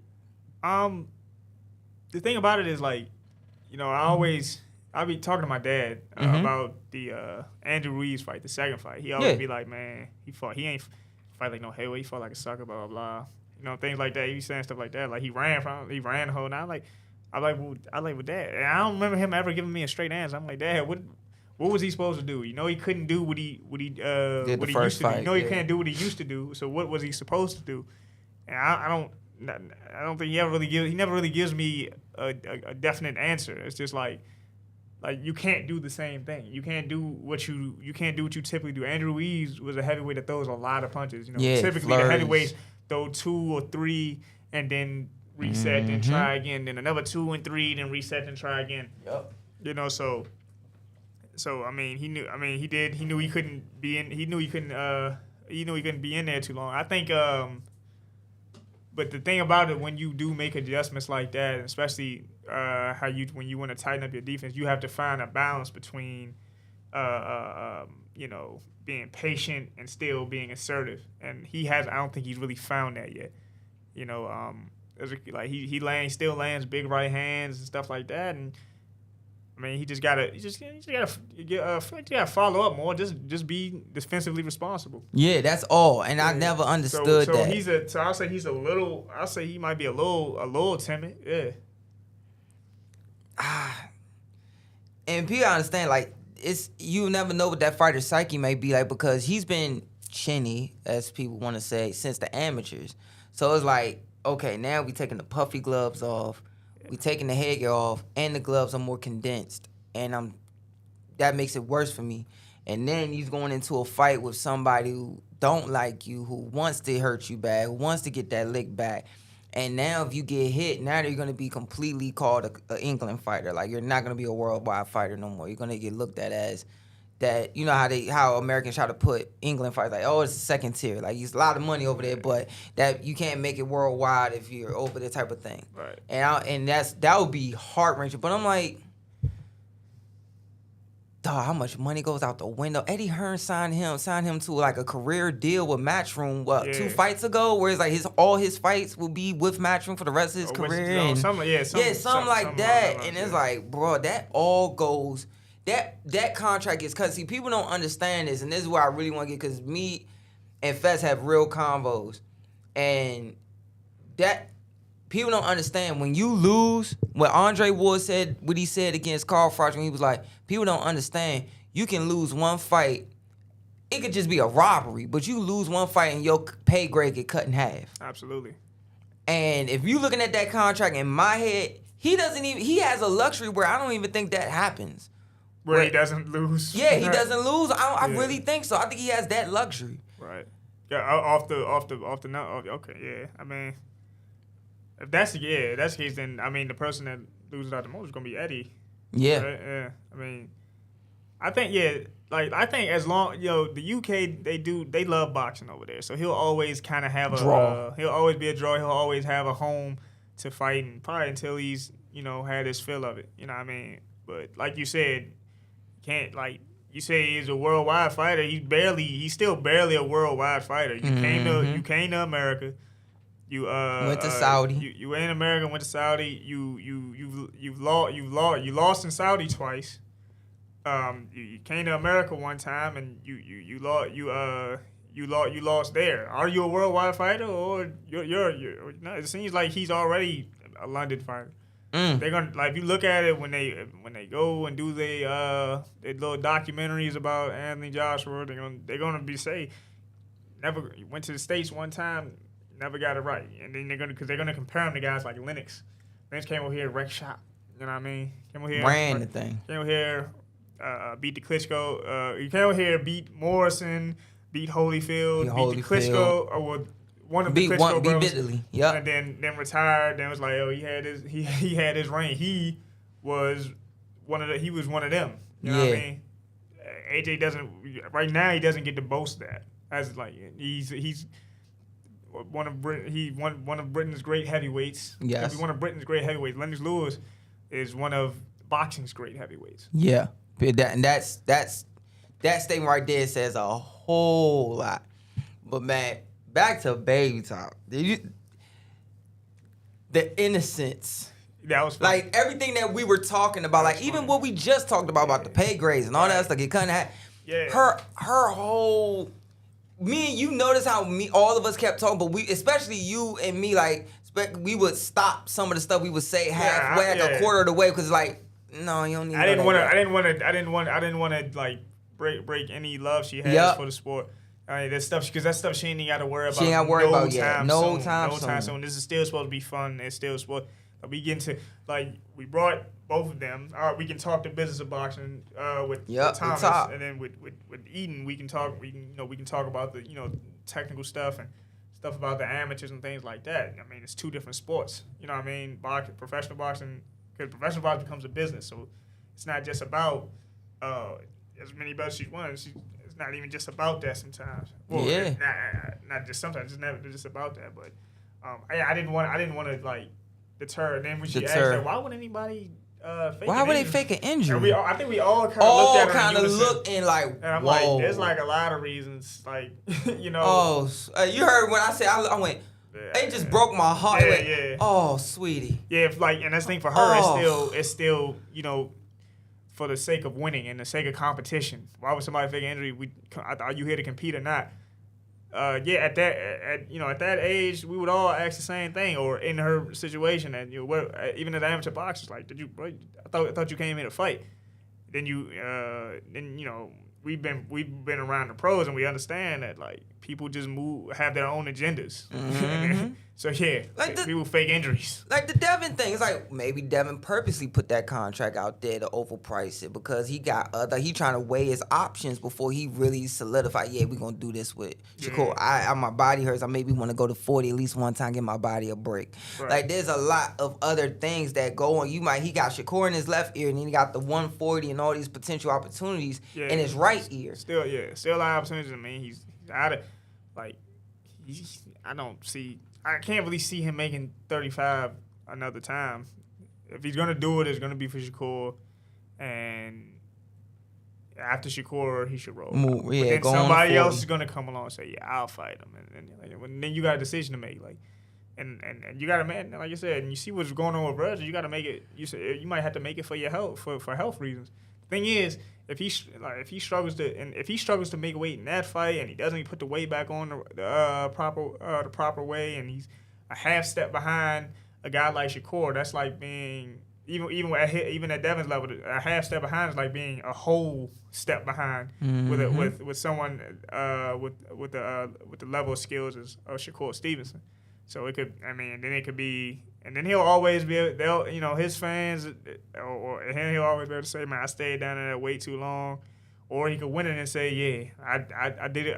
I stayed in weight. I'm tired as hell, but I did it. I'm gone now. I'm going to 140. You know what I mean? There's a lot of things that can happen, but, people don't like. And the thing is, people don't people aren't fans. People don't really like Devin. I like the way Devin boxes. I'm a fan of Devin. I'm a fan of Shakur. They don't like the way Devin boxes, the hitting and not getting hit. But in order to be able to do that, you got to be at your fullest. Exactly. I can't stand people who do that and call a guy like Devin or Shakur or even you, Born, I'm like, do you know how beautiful this is, what you're watching? Because I love to shut people up. I always tell people this. I always do the Andre Ward thing. I say, you gonna let your son or daughter box, and you know, it's people who didn't grow up like how we grew up, they pressed to let their kid box. Yes, this is Junior the Golden Boy talking me. I'm saying that y'all be pressed to let y'all kids box. Oh yeah, he be so rough and he got this attitude problem. I'm telling you, he built for it. Yeah, all right. Oh, his man, we do this and that over there. Yeah, all right. Like when we press, man. Press. I don't know what gyms you've been going to. Man. These kids be timid as a mug, man. They go, exactly. They're like, man, they I don't be want timid. Like my thing is, they be the parents too. Like, yes. I don't know if I want him to get hit. I'm thinking he was gonna learn some Oh, combinations. you got those ones. Yeah, I think he's gonna learn some combinations and stuff. And like, Joe, do you go to the football field, tell him, man, I just want him to run some routes real quick. I don't want him getting tackled. You don't do that anywhere. Worry, put him in flag. You don't do that anywhere else. You only come to a boxing gym. Yep. And say. And say that, or maybe and kickbox fight combat gyms. You know, I'm pretty sure MMA fights the same thing. But like, man, I just want to learn the skills. I don't really want to get hit. I'm like, bro, these, you know, like I said, what other sport? You don't go to football and tell them you don't want to get tackled. We don't have a place for him. Then if you don't want to play football, we don't have a place for him. Exactly. You know what I mean? Like what my dad would say is, we not gonna try to hurt your kid, but we're not gonna babysit them either. Like, we ain't gonna sit there and have him in there with a kid with 100 fights and get him dogged. No, we're not gonna do that. But he has to get adjusted to getting hit, wearing the cup, all these different things. Right. And like, I always tell people, I'm like, I can't stand that jump where I was saying earlier about the parent, and then the kid had the time, they ain't even about that, and they ain't got it in them. And the thing is like, I always say, I always ask some of my friends when I was in college, I'm like, oh, do you have kids? Some of them had kids, some of them didn't. It's like, yeah, I'm gonna put my son or daughter in the fighting and all this other stuff. I said, put them in there to learn how to defend themselves first. Then if they want to box, do it. Because they said, I think it was Rick and Diao and Nonito Donaire was about to fight. And they was like, oh my gosh, it was boring. I said, nah, it was beautiful. What, do you know how difficult it is for Rick and Diao to do what he do? So I said, if you got your child, you walk in the gym. I said what Andre Ward said. I said, you take your child in the gym. You got one trainer saying, your kid going, you know, I don't know much, but I know I'm going to make him tough. He's going to be able to walk in, take two to land, one, da-da-da-da.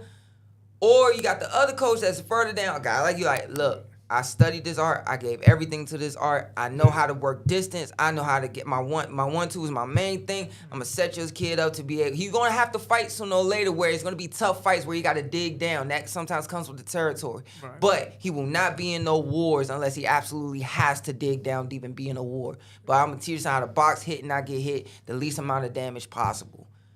Who you gonna put your kid with? Yeah, who you putting your kid? You gonna put him with Fest? Cause you're like, oh, my son's gonna be able to talk and speak right for the most part. My thing is that, like, I'm gonna teach you the ins and outs. Even my dad now is, I tell anybody that brings a kid, I'm like, man, look, all these kids are punching. That's the easiest thing to learn in this sport is how to punch. Try and teach somebody how to not get hit. How to defend themselves, probably how to catch shots, block a shot, make a guy miss completely. That's the hardest part of the sport. Everybody want to punch something. Everybody want to punch something.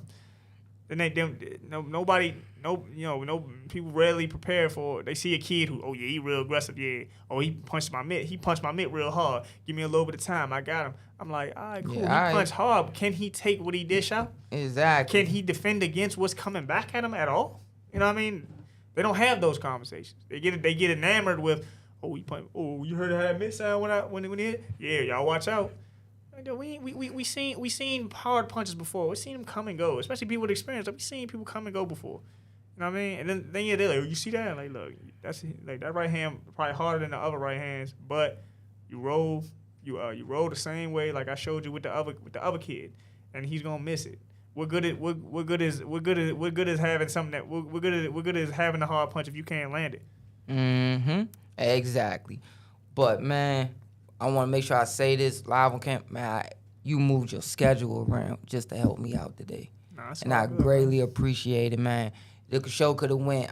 I would have did my best. I had a great show, but you took so much of a burden off me, man. I greatly appreciate it, man. I appreciate y'all having me, man. Shout out to Jay too. I remember because I happened to just hit him up like, yeah, I come through one day, just host with y'all. He said, all right, bet.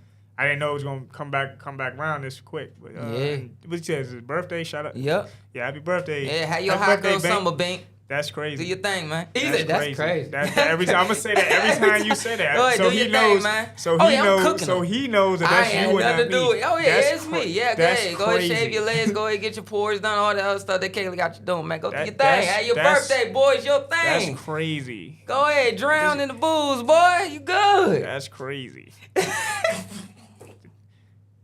But nah, man. Thanks for having me, man. Yeah, man. This has been a hell of a show, man. Oh, before I go, man, shout out to Greg Outlaw. He's fighting next week at Maryland Live. Sir. You know what I'm saying? Shout out to everybody on that card too. Shout out to the team, Combat League, DC Destroyers. That's the team we on, man. We looking to win the whole thing. Like I said, again, thanks for having me. Man, remember when you gave me this when I got off? Yeah. I think I had to wear it today, man. I Fit for that. you, man. You know that, man. But shout out to our sponsors, Kenichi Best Studios, the Hibernation 5 headphones, El Paso Route 1, Tighten Up Cuts. All y'all, man, we appreciate you guys so much. We appreciate everything. We appreciate Eden Baby Top Williams, her great top rank for our future DC Hall of Famer, top fighter, Thomas Williams, Top Dog, the original one. We appreciate you as well. Just thank everybody, man. We'll keep doing this again. I should be back on this week. And we have a big fight this week with Boots. Be interesting to see how that goes. We barely talked about that one. Oh, you want? Wait, we got 2 minutes. What's your quick take on it? I'm picking Boots. Roman Villa applies a lot of pressure, throws hard punches, but I think people have been giving Boots a lot of flack about the last fight, but that guy wasn't really engaging, and I mean that might have showed some holes in Boots' game, but he don't have to worry about that with Roman. Villa's gonna be there. Villa's gonna be there to apply pressure. I think Boots is gonna put some angles on him, and then probably there's a good chance they'll put him away. He might stop him. That's what I think. So I think it's gonna be that. It's gonna be Mayweather Castillo type fight. Yeah. Keep him turning, load and walk him into stuff type of thing. Yeah, I don't even know about that, just because I think Boots is bringing more punching power than Mayweather had at the time, I mean, you can compare Roman and Castillo a little bit. I mean, they're going to apply pressure. He applies pressure, but I think he's a little too flat-footed for a fighter like Boots. And his Boots' footwork is too flashy, his feet are too quick for Villa. When he gets to move and circle around people and he don't have to track people down, that's when he's in his wheelhouse. That's so I think this is really going to be a Boots night. Heck yeah, man. So once again, I appreciate you. Mike, the professor, for our big fest. Greatly appreciate y'all, man. See y'all again back in studio next Friday with another great guest, and you will be seeing us throughout the week online. Till next time, Junior the Golden Boy out. Love y'all, man.